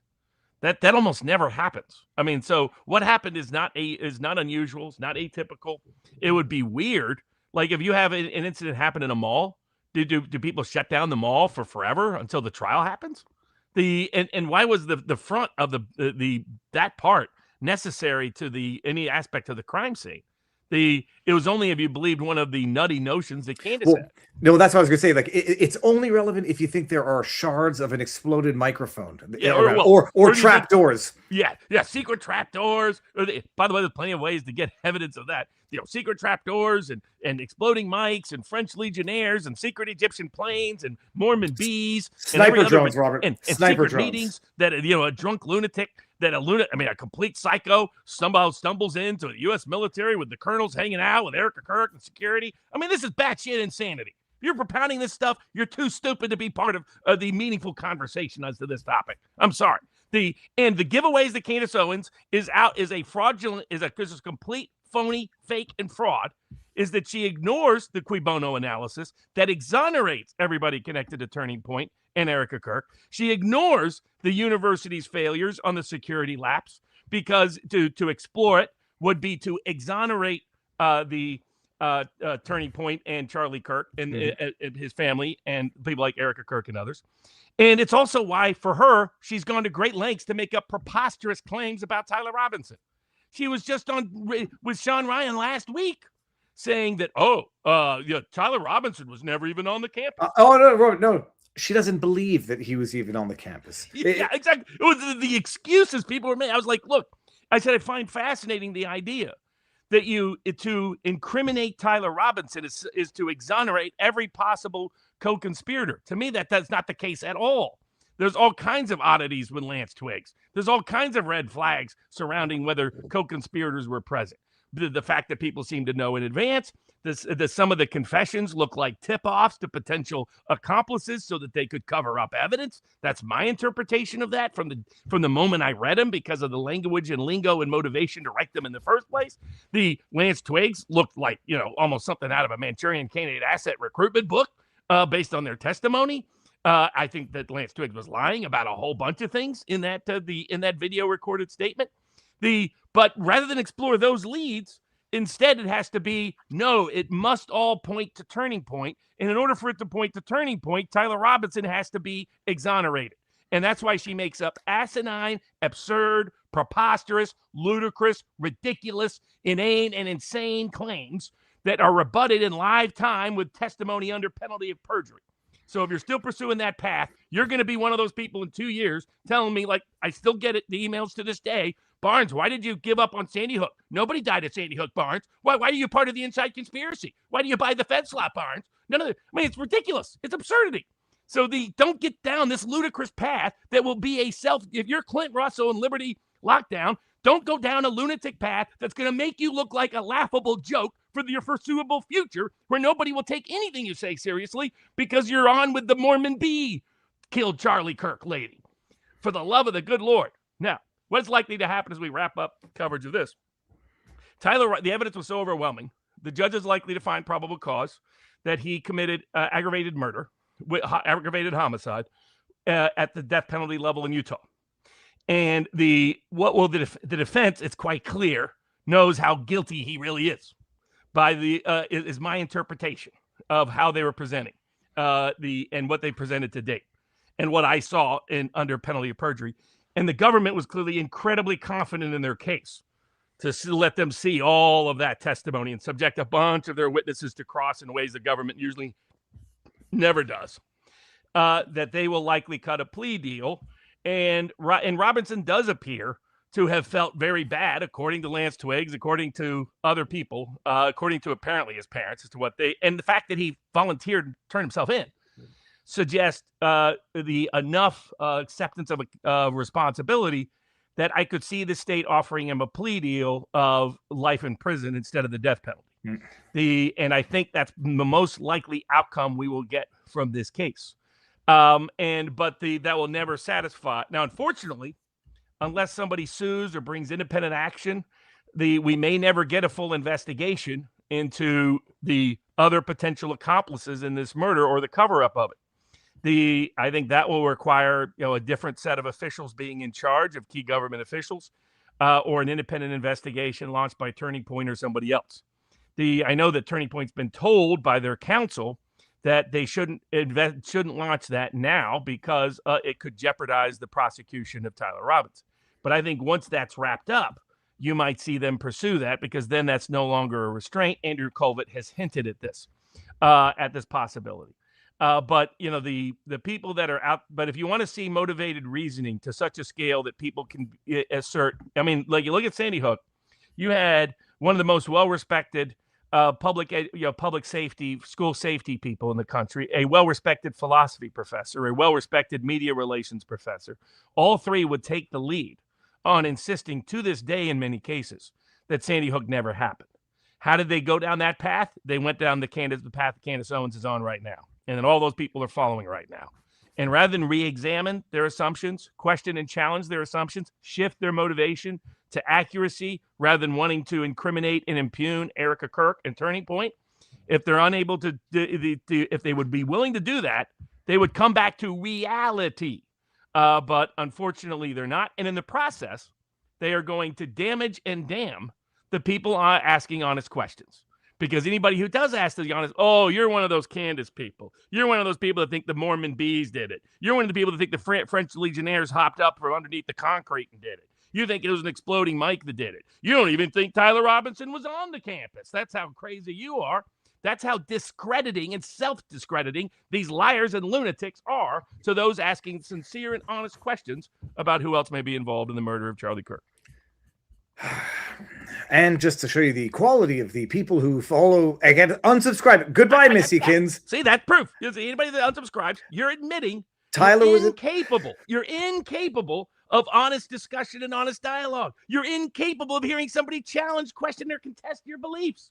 You know that you're a liar. You know that you're a fraud. You know that you're part of a fraud. So yes, indeed, unsubscribe and run and hide, because you're not worth being part of this community. No, like people think, like I would rather have this addition by subtraction is less crazy, less people distracting with awful comments. The reality is they still stick around to comment anyhow because they just have to get it out of their system. Alex Jones was tried without a jury. He never had a trial, defaulted into liability. The only hearing he had, or the trial, was on the quantum that he would be ordered to pay. If Candace would just stop, this would all go away like other assassinations. Candace is not. I think sincere inquiry would escalate. People would point to why did the Kash Patel shut down these investigations? Why did the university lie to Turning Point about what took place here? But also, like, we would have real investigations, honest investigations, independent inquiries that are productive, that lead to someplace useful, rather than the Candace crap.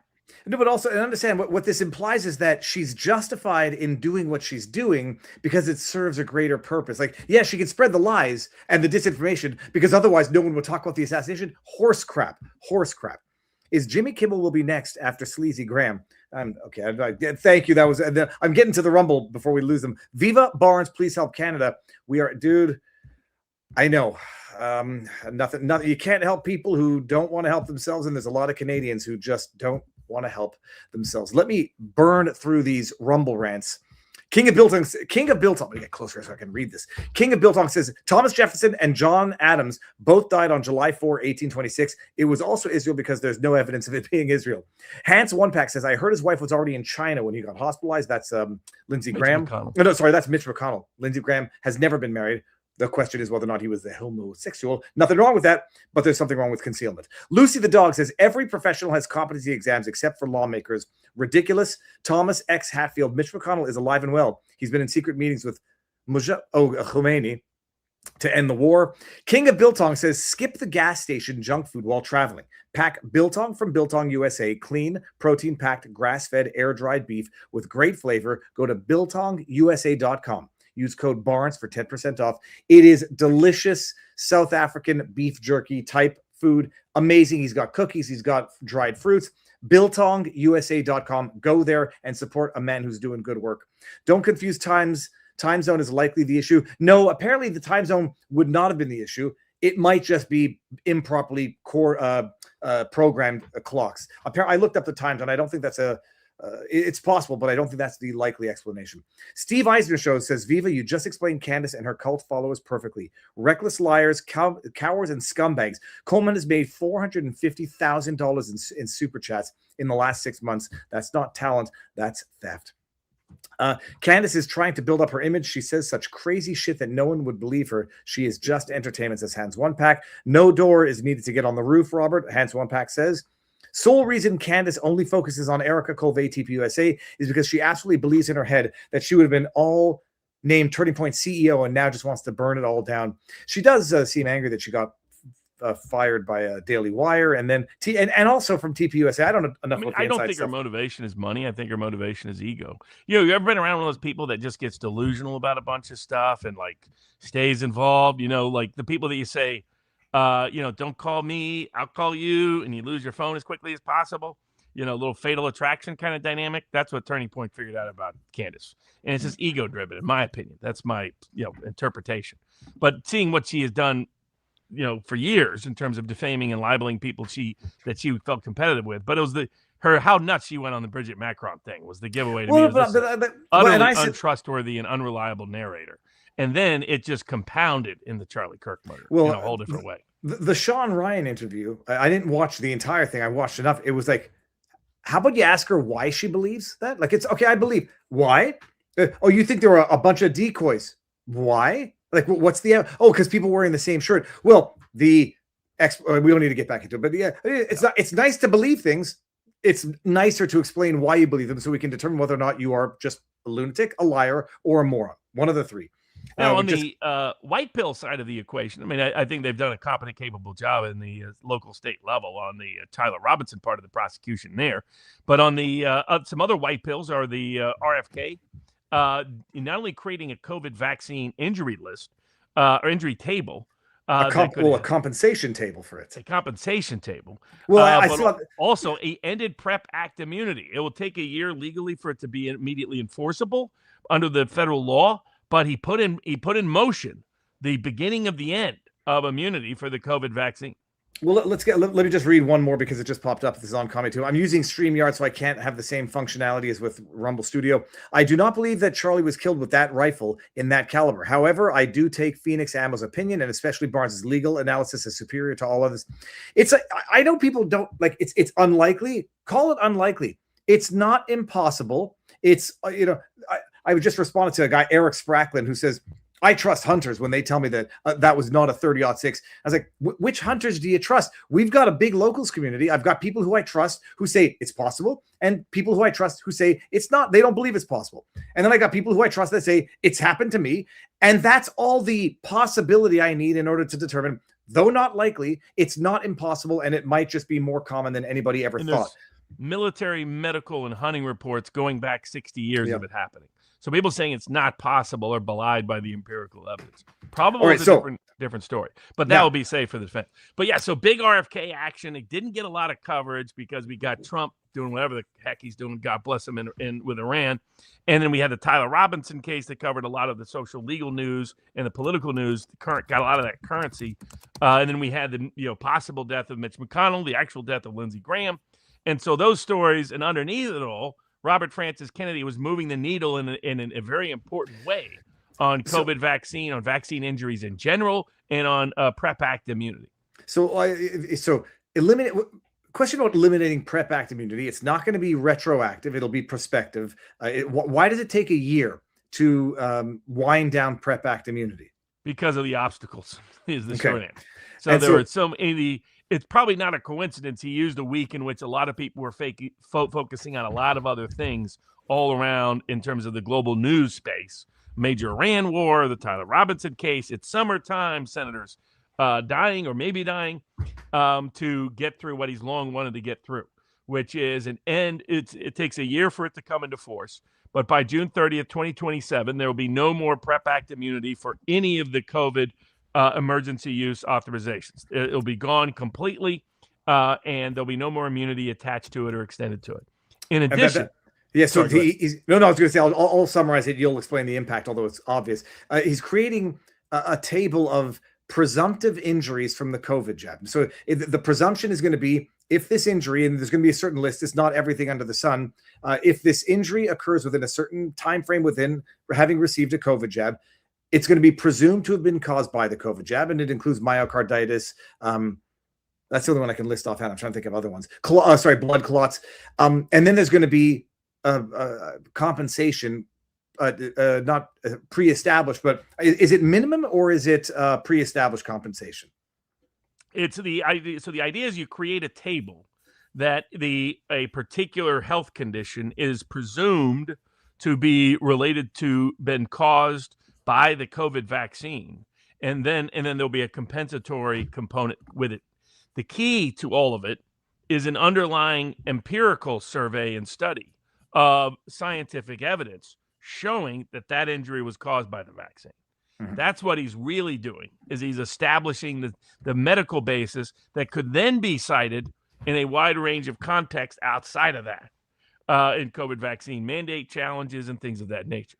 He's going to have the Health and Human Services say the scientific evidence after their full and complete and comprehensive review shows that COVID vaccine caused this particular injury to a high degree of certainty. To such a high degree of certainty, it can be presumed to have done so and show the kind of damage and harm that comes from that injury, that there will be a presumed amount that should be remedied, should be paid to those people. He is basically creating, by creating this presumptive table, he's creating the evidentiary foundation to show the damage the COVID vaccine caused and showing the amount of injuries it caused and the financial harm that it caused. He's creating, it's almost like doing a COVID reconciliation commission in one step. So it creatively and inventively, Kennedy has come up with a way to show just how much harm the COVID vaccine caused. It's interesting because in Canada, I've talked about it, a little bit last week. They're starting this citizen initiative Allison inquiry, which is going to document all of the allow people who are vaccine injured to share their stories, and it's going to be should be bipartisan, but it's going to be more conservative MPs who are going to participate and launch this. I do wonder if they're going to do something in conjunction with RFK Jr., because that's effectively what it's doing in Canada, documenting the injury, describing the scope of the injury. And that sounds like what RFK is doing there, and at least confirming the existence of injury. And it'll be medical precedent, and hopefully the rest of the world will pick up on it. And he's managed to merge it with providing a practical, accessible, real remedy to those that have been hurt, because it's going to be used as the basis for the vaccine compensation injury program to financially pay for that injury. So that's the second step of this. Now he needs ultimately the full funding for that, but he's setting up the evidentiary predicate to obtain that remedy as well. So it's practical and policy at the same time. Very creative and inventive by Robert Kennedy to get this done. He continues to be, frankly, the last Maha advocate left in the Trump administration, but he continues to deliver on what the voters voted him to be part of this coalition to do. Well, let's go from white pill to black pill, I guess, in the States. Which state is it, Robert, that has now ratified the prohibition on high capacity magazines or large capacity magazines? What state is it? Well, before we bridge to the black pill, I was going to do one of the white pills. Sorry, as it relates to the state of Florida is suing the American Academy of Pediatrics for giving false advice to parents on trans kids. Well, you see, I don't consider that a white pill. I consider that a black pill, Robert. Oh, no, so finally, they were suing the American Association of Pediatrics, other institutions, who told parents, puberty blockers are reversible. This will not, this will alleviate. They gave bad advice on transgender or trans medical procedures, and they sued. They got basically, how did they get blocked from their ability to sue? Was it standing, or was it initially the suit was they were? So the state of Florida sues the American Association of Pediatrics for its misleading advice, and they use the unfair trade practices and racketeering theories to do so. So that's opened the door for ordinary individuals to at some point follow up on this. So they're setting up a good template. They're they're setting the path in that they're what do you call it? Blaze path? What? How do I? Trailblazers. Trailblazer. I don't know why I couldn't get that word combo together. Path blazers, Robert. Yeah. They're trailblazing in that territory and a path that all of us can follow behind to deal with these misleading big medical boards that we saw systematically lie to us and medical associations lie to us during COVID. And so the state of Florida sues in Florida. Well, what does the American Association of Pediatrics do? They're the ones, by the way, suing Robert Kennedy to try to derail his efforts to reform vaccines. They sue the state of Florida in Chicago, claiming that because they're based in Chicago, they can magically transfer venues from Florida to California to Chicago, bring suit in Chicago under civil rights theories, even though Florida shouldn't be really suable in Chicago anyway. And they get a rogue federal court in Chicago to say, you, Florida, can't sue them in Florida. Goes up to the Seventh Circuit Appeals, and they recognize how absurd and laughable this makes the Seventh Circuit Court of Appeals, and the federal courts in Chicago invalidates that stay and says the Florida case in Florida can go forward.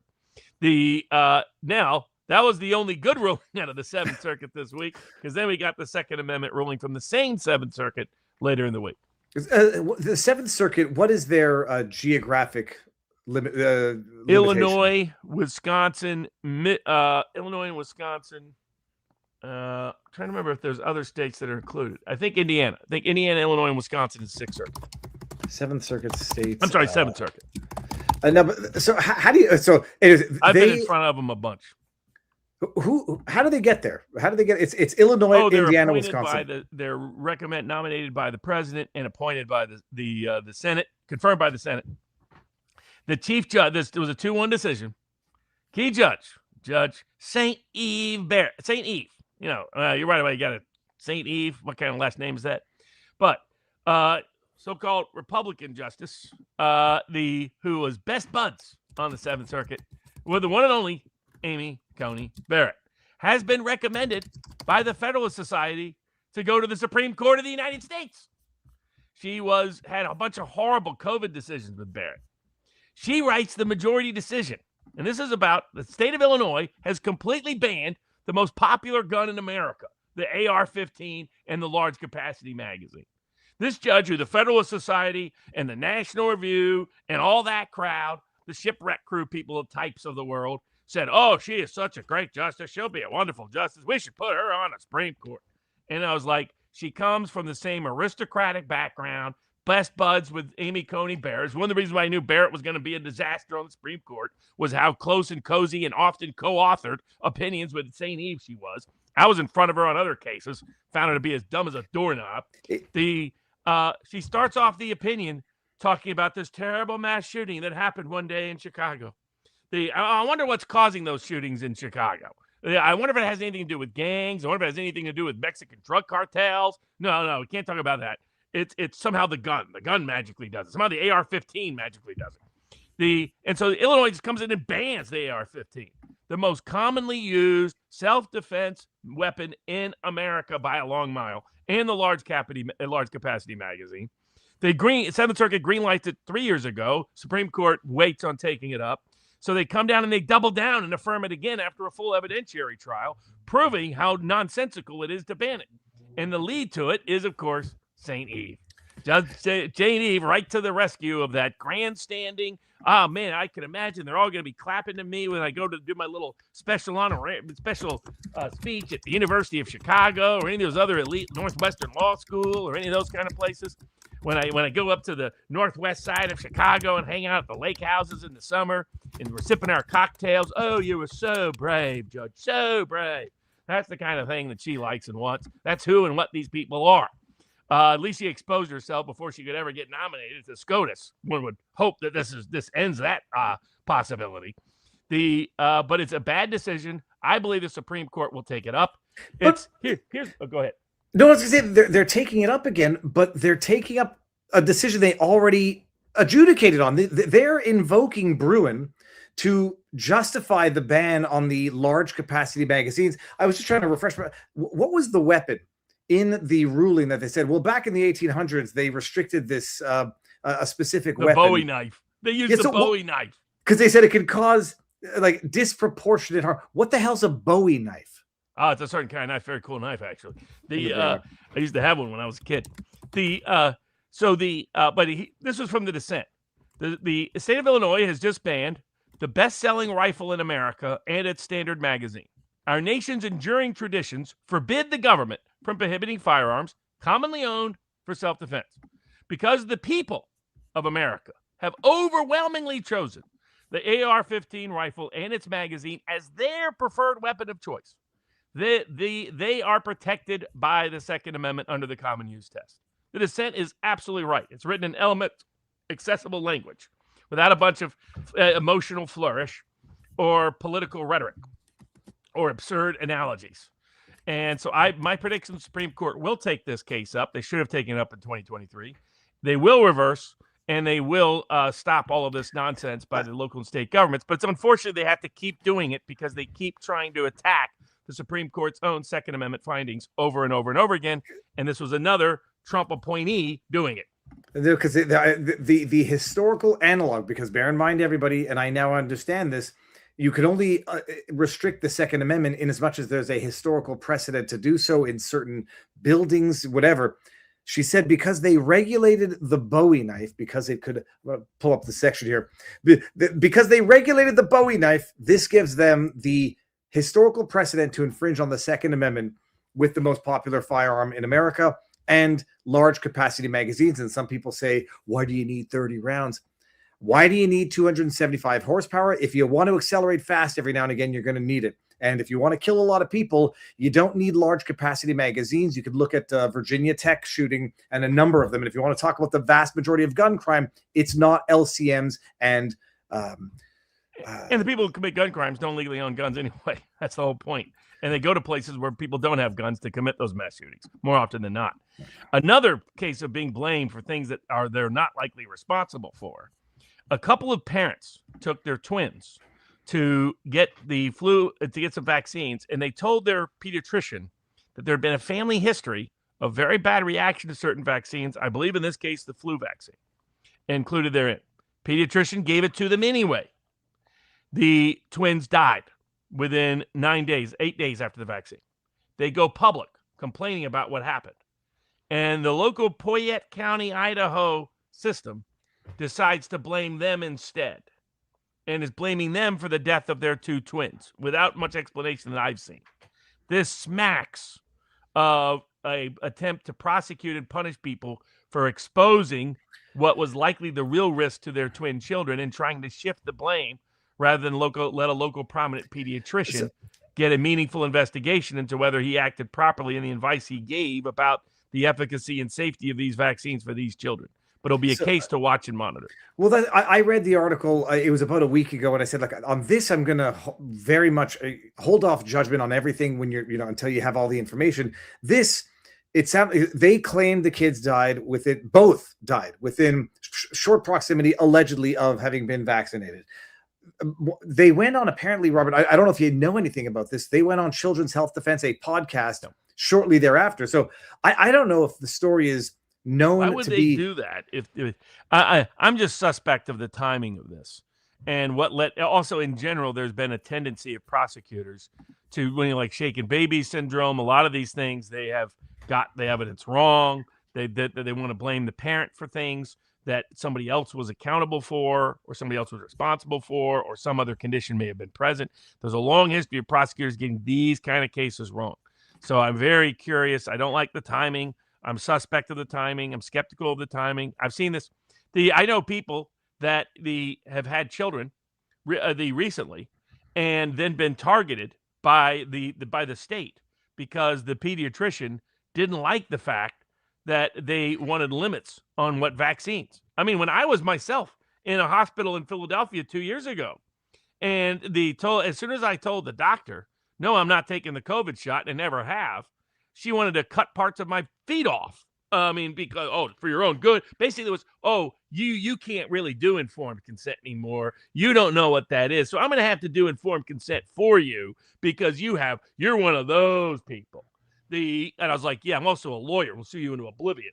But But that's who a lot of these people are. Their arrogance is unbelievable. And I am deeply, maybe we'll find they've got independent evidence and it's all lined up and it's all in good faith. Call me skeptical until I see it. And I'm skeptical of jumping on the bandwagon of a story that fits too much into what some of us already want to believe. Even if the kids were sensitive to it, I mean, the fact that both kids die and they did an investigation for a year and then charged the parents. We'll see. I'm not making any bets one way or the other, but definitely, yeah. I do want to see. Yeah, I'm skeptical of what they're up to. But what the state and the county's up to. But we will definitely see.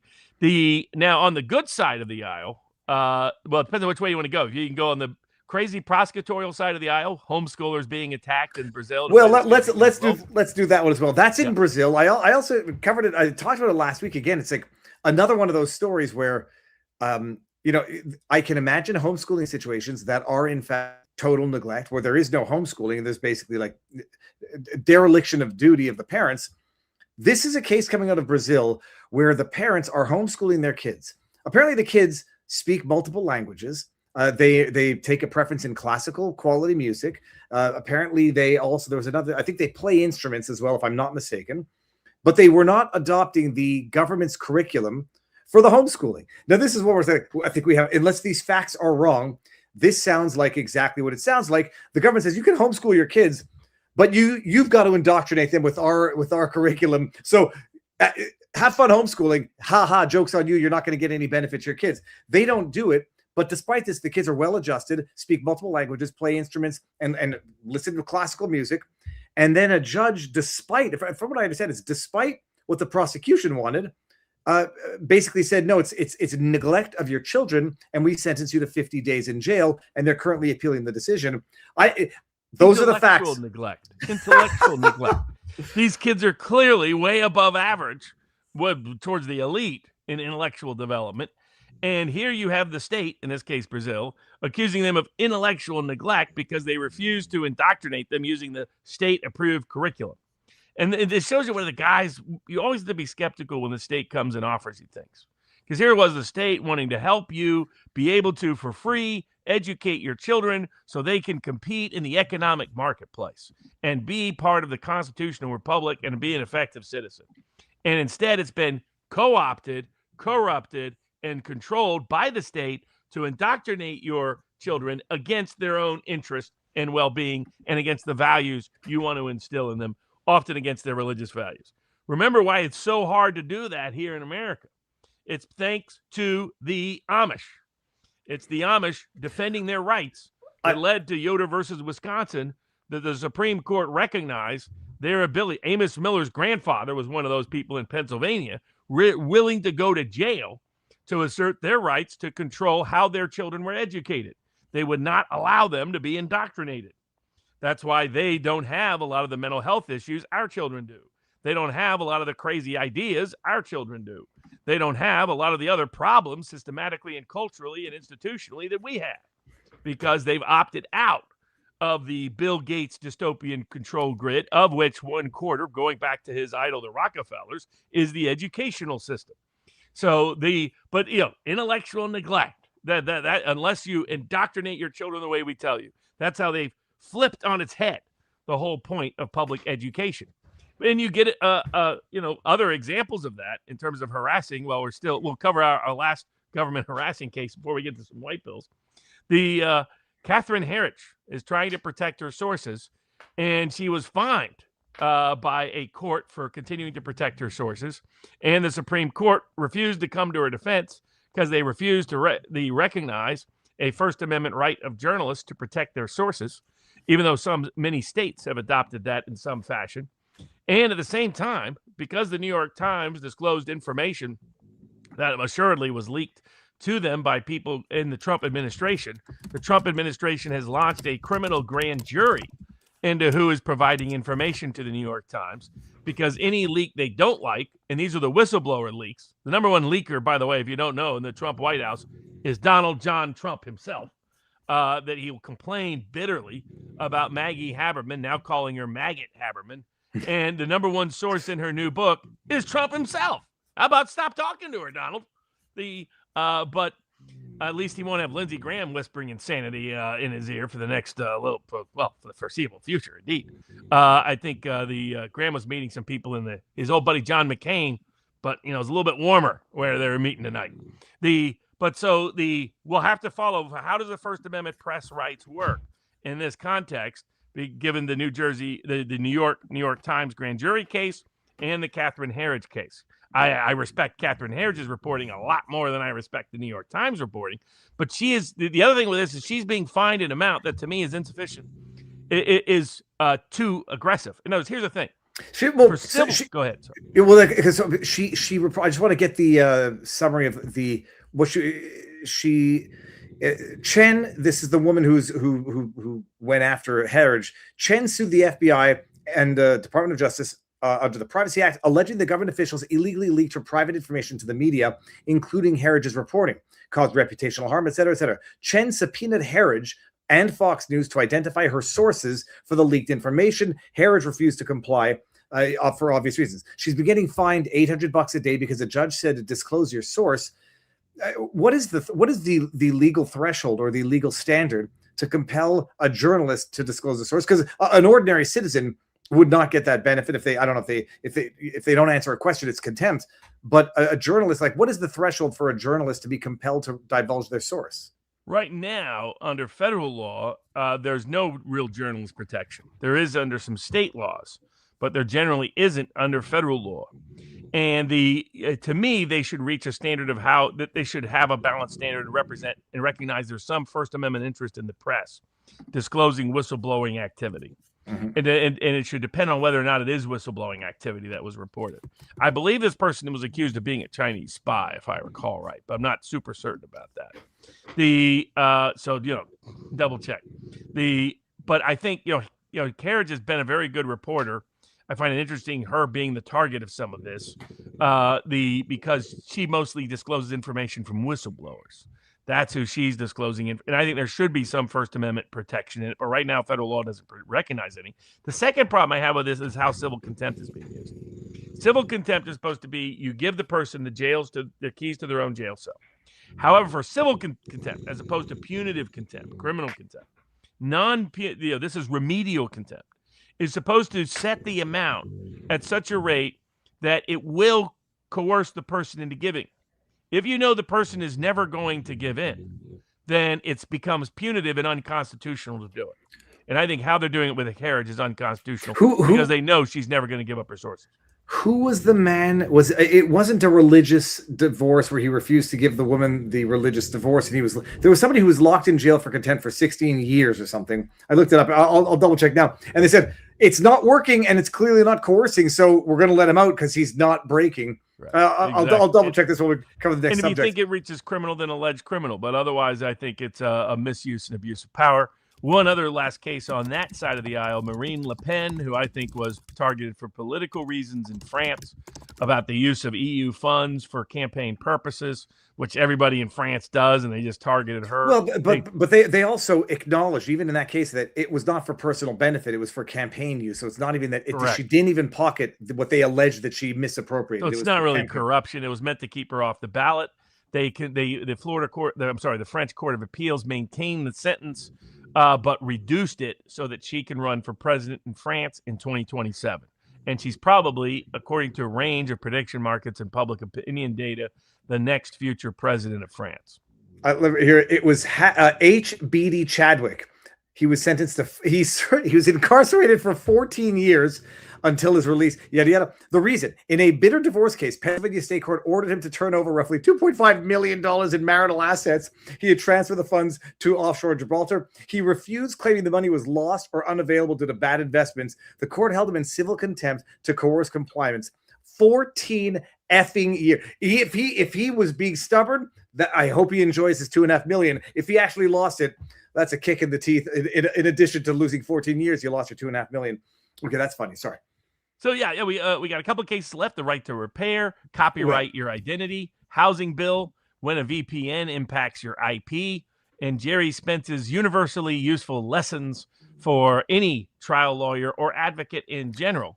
that was recommended by one of the members of our locals board. So we can cover a couple here and then do a couple in the after party, which everybody was saying, please, please, please make sure the after party works. I'm using StreamYard, and it's not because look, they'll fix the glitch, and when I'm convinced the glitch is fixed, I won't take the chance. I'll take the chance, but and then it doesn't matter. They'll fix it. So we're using StreamYard tonight. It won't happen unless StreamYard gets fussy. Before we do that, Robert, let's finish up with Jerry Spence's words of wisdom for the world, and then we'll take our party over. It will not be behind a paywall tonight, by the way, but I will be. We'll obviously read all the tips. So get your butts on over to vivabarneslaw.locals.com. Capo Sooth says, I have a federal case that wouldn't exist without you keeping me up on SCOTUS. Based on first choice women's defeats Rooker-Feldman and younger abstentions, Larking versus State of Minnesota. Thank you. I want to see what this is about. Capo Sooth, screenshotted. Punk Rock Ford. I think lawmakers and judges keep ruling this way on gun cases because eventually they know that a future left-leaning SCOTUS will allow it and open the door to more laws just like it. I think that's not a crazy conspiracy theory. Hans One Pack says SCOTUS already told. I think that's held up. Stop it. Told up. I think this held up AR-15. In this case, will just be added to that one. I think that's what you meant by from a below average member of an above average community. Am I the only one voting for the Bankus show ticket? Is that Ben Bankus?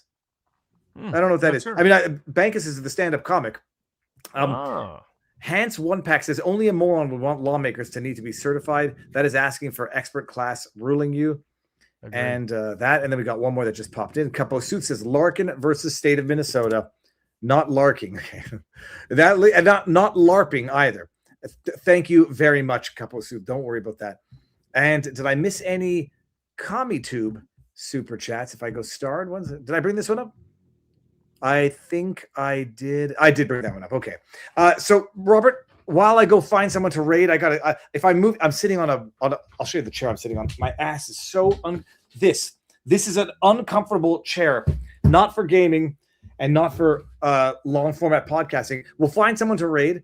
Get over to vivabarneslaw.locals.com. Robert, give us first of all, Jerry Spence never lost a case. Not at jury trial, no. See, that makes me suspicious. There were some appeals he got reversed, okay, but Jerry was one of the best. Now, did he take as many risky cases as I take? No. So did he take as many long odds cases as I do? No. He took cases where he was on the right side of the 50-50 equation to begin. But some of those were, but they were still, a lot of them were 50-50. There were probably at least a dozen or so cases he did that were 50-50 cases. And he won them all at the trial level. Now, a lot of got reversed on appeal and other things. So but he was one of the greatest trial lawyers in American history. He had 7 good lessons that one of our board members recommended that I think are very applicable. Said, so if you're, really this is an argument for any degree of advocacy, but it's particularly apt for a jury or a judge, but it's good for anybody in any context in which you're trying to persuade someone. He said, one, get your worst, he said, tell them you're going to put the worst part of your argument up first so that you're not hiding the ball. He goes, here's the weakest part of my case, the weakest part of my argument, the most problematic evidence in this case. I want to let you know what that is right out of the gate. The thought process is getting the confidence of the person you're arguing to in your audience is more consequential than the fact that you disclose what's weak up front. Second, that he tells them, I'm nervous because this case really, really matters. This is a way of communicating to the jury or to your decision maker, hey, what you're dealing with here is important. This isn't some little thing. This isn't some minor thing. This isn't some technical thing. This is something with real moral weight, with real consequence. Third, you go through and let me pause it. Let me pause it. Not to criticize the great Jerry Spence. I hate anybody. Not anybody. I hate anytime someone starts a sentence with "I'm going to be honest with you," because it sort of suggests they have not been honest with you the entire time. But the key is he transitions into an emotional statement. So you're wondering, what does he mean honest? And it's like, I'm really nervous. I'm scared. It's something that, I'm nervous. I'm a little scared. I'm a little weak. I'm a little worried because this really matters. So it reduces his status and increases their status of the audience. It shifts power. The third is do everything in a story framework. As David Mamet famously articulated in 3 Uses of the Knife, we have a neurological need for narrative. and structure any explanation or any evidence through the story framework to a jury. Don't use the legal and jury instructions. Don't use the technical chronological way the evidence was developed. Tell a story, and a compelling, convincing one, like you're talking to your grandson, a 5-year-old grandson around a campfire. Fourth, he would often say, if I mislead you, throw out everything I ever said. And this is a way of saying, I'm giving up any claim to credibility. You listen to me, and if you say, hey, he lied about that, that's it. He got that wrong. He misled me about that, that's it. This might be a very useful filter on the Candace Owens of the world. But it's a way of gaining their confidence that you're saying that up front. The fifth, does this is a general thing, is, is this kind of fair? Does this feel right to you, what happened here? Don't worry about what I want and what my client wants. You decide. Is this fair? Is this reasonable? Does this make sense? Then sixth, you give your exact ask. You don't play around with it. You don't confuse them so they don't know what it is you want. You say, this is the verdict that should happen here. This is the verdict that we're looking for. This amount. These people responsible. This is liable if it's a civil case, or this result in a criminal case. And then last, you empower the jury. And it goes, nobody but you decides this. Only it's giving them all the power. It's telling them at the very beginning, there's a lot of consequence to what happens in this case, and then giving them a lot of power. And the way he has all these great allegories for this, one of those, he goes, you got this careful little baby bird in your hand, and this little baby bird in your hand, and I'm giving it to you now. And how are you, it's up to you to take care of this little baby bird. He would use all kinds of allegories that empowered them, invested them in the case, and that gained confidence in him as the storyteller and narrator. And he's one of the greatest persuaders in the history of American society, not just American law. Well, I had an answer to one question. People can hear my dog snoring. Listen. Do you hear I can't, but but my hearing's not great. We're going to go raid Badlands, and then we're going to go over to vivabarneslaw.locals.com. We'll go over, what's this Ohio law for passenger ID? Will there be a rehearing on birthright citizenship? 2 of the questions from the board. What's this chat control they're doing in EU? What about the right to repair? Can you copyright your identity? And when a VPN and IP, get at each other, what happens? And what's up with this housing bill? Trump didn't sign it, but it got passed into law anyway, because he didn't veto it. Well, what's in there? So we'll be covering those topics, relatively quick topics, including, but the big fun one, right to repair and copyright your identity, over at vivabarneslaw.locals.com and here at the after party. And I'm going to read all, we're going to get through all of the tip questions. I'm just going to go say Viva Raid. Booyah. I have to at least spell my name right. Booyah. I screwed everything up. All right. And now, so we did the raid. And now what we're going to do, I'm ending on X. Everybody, if you complain, you can get this all on podcast tomorrow, or maybe even later tonight on Spotify. I forget the name of the podcast, but I'll post the link on X. And you can watch the entire. I think it's something like that. Or I think it's Recovering Litigator. It's the old description. I haven't changed it since setting it up. But we're ending on X. You can get the entire show, even the after party for others. But come to Locals, and it'll be better. Removing X right now. Boom. And I'm going to go remove CommuTube by doing this. Make sure I don't remove Locals. Okay, good. Remove and see you later. Wait, hold on. Actually, before I do that, I'm going to give everybody the link at CommuTube so you can come and join us. Even the trolls today. Not behind a paywall, people. And then we're going to... I've screwed this up now. How do I get the link here? I can't... My fat fingers, I can't see... There it is. There it is here. Link to Locals, people. Come. Or don't. But one way or another... You're being cut off of the StreamYard stream right now. Bye-bye, YouTube.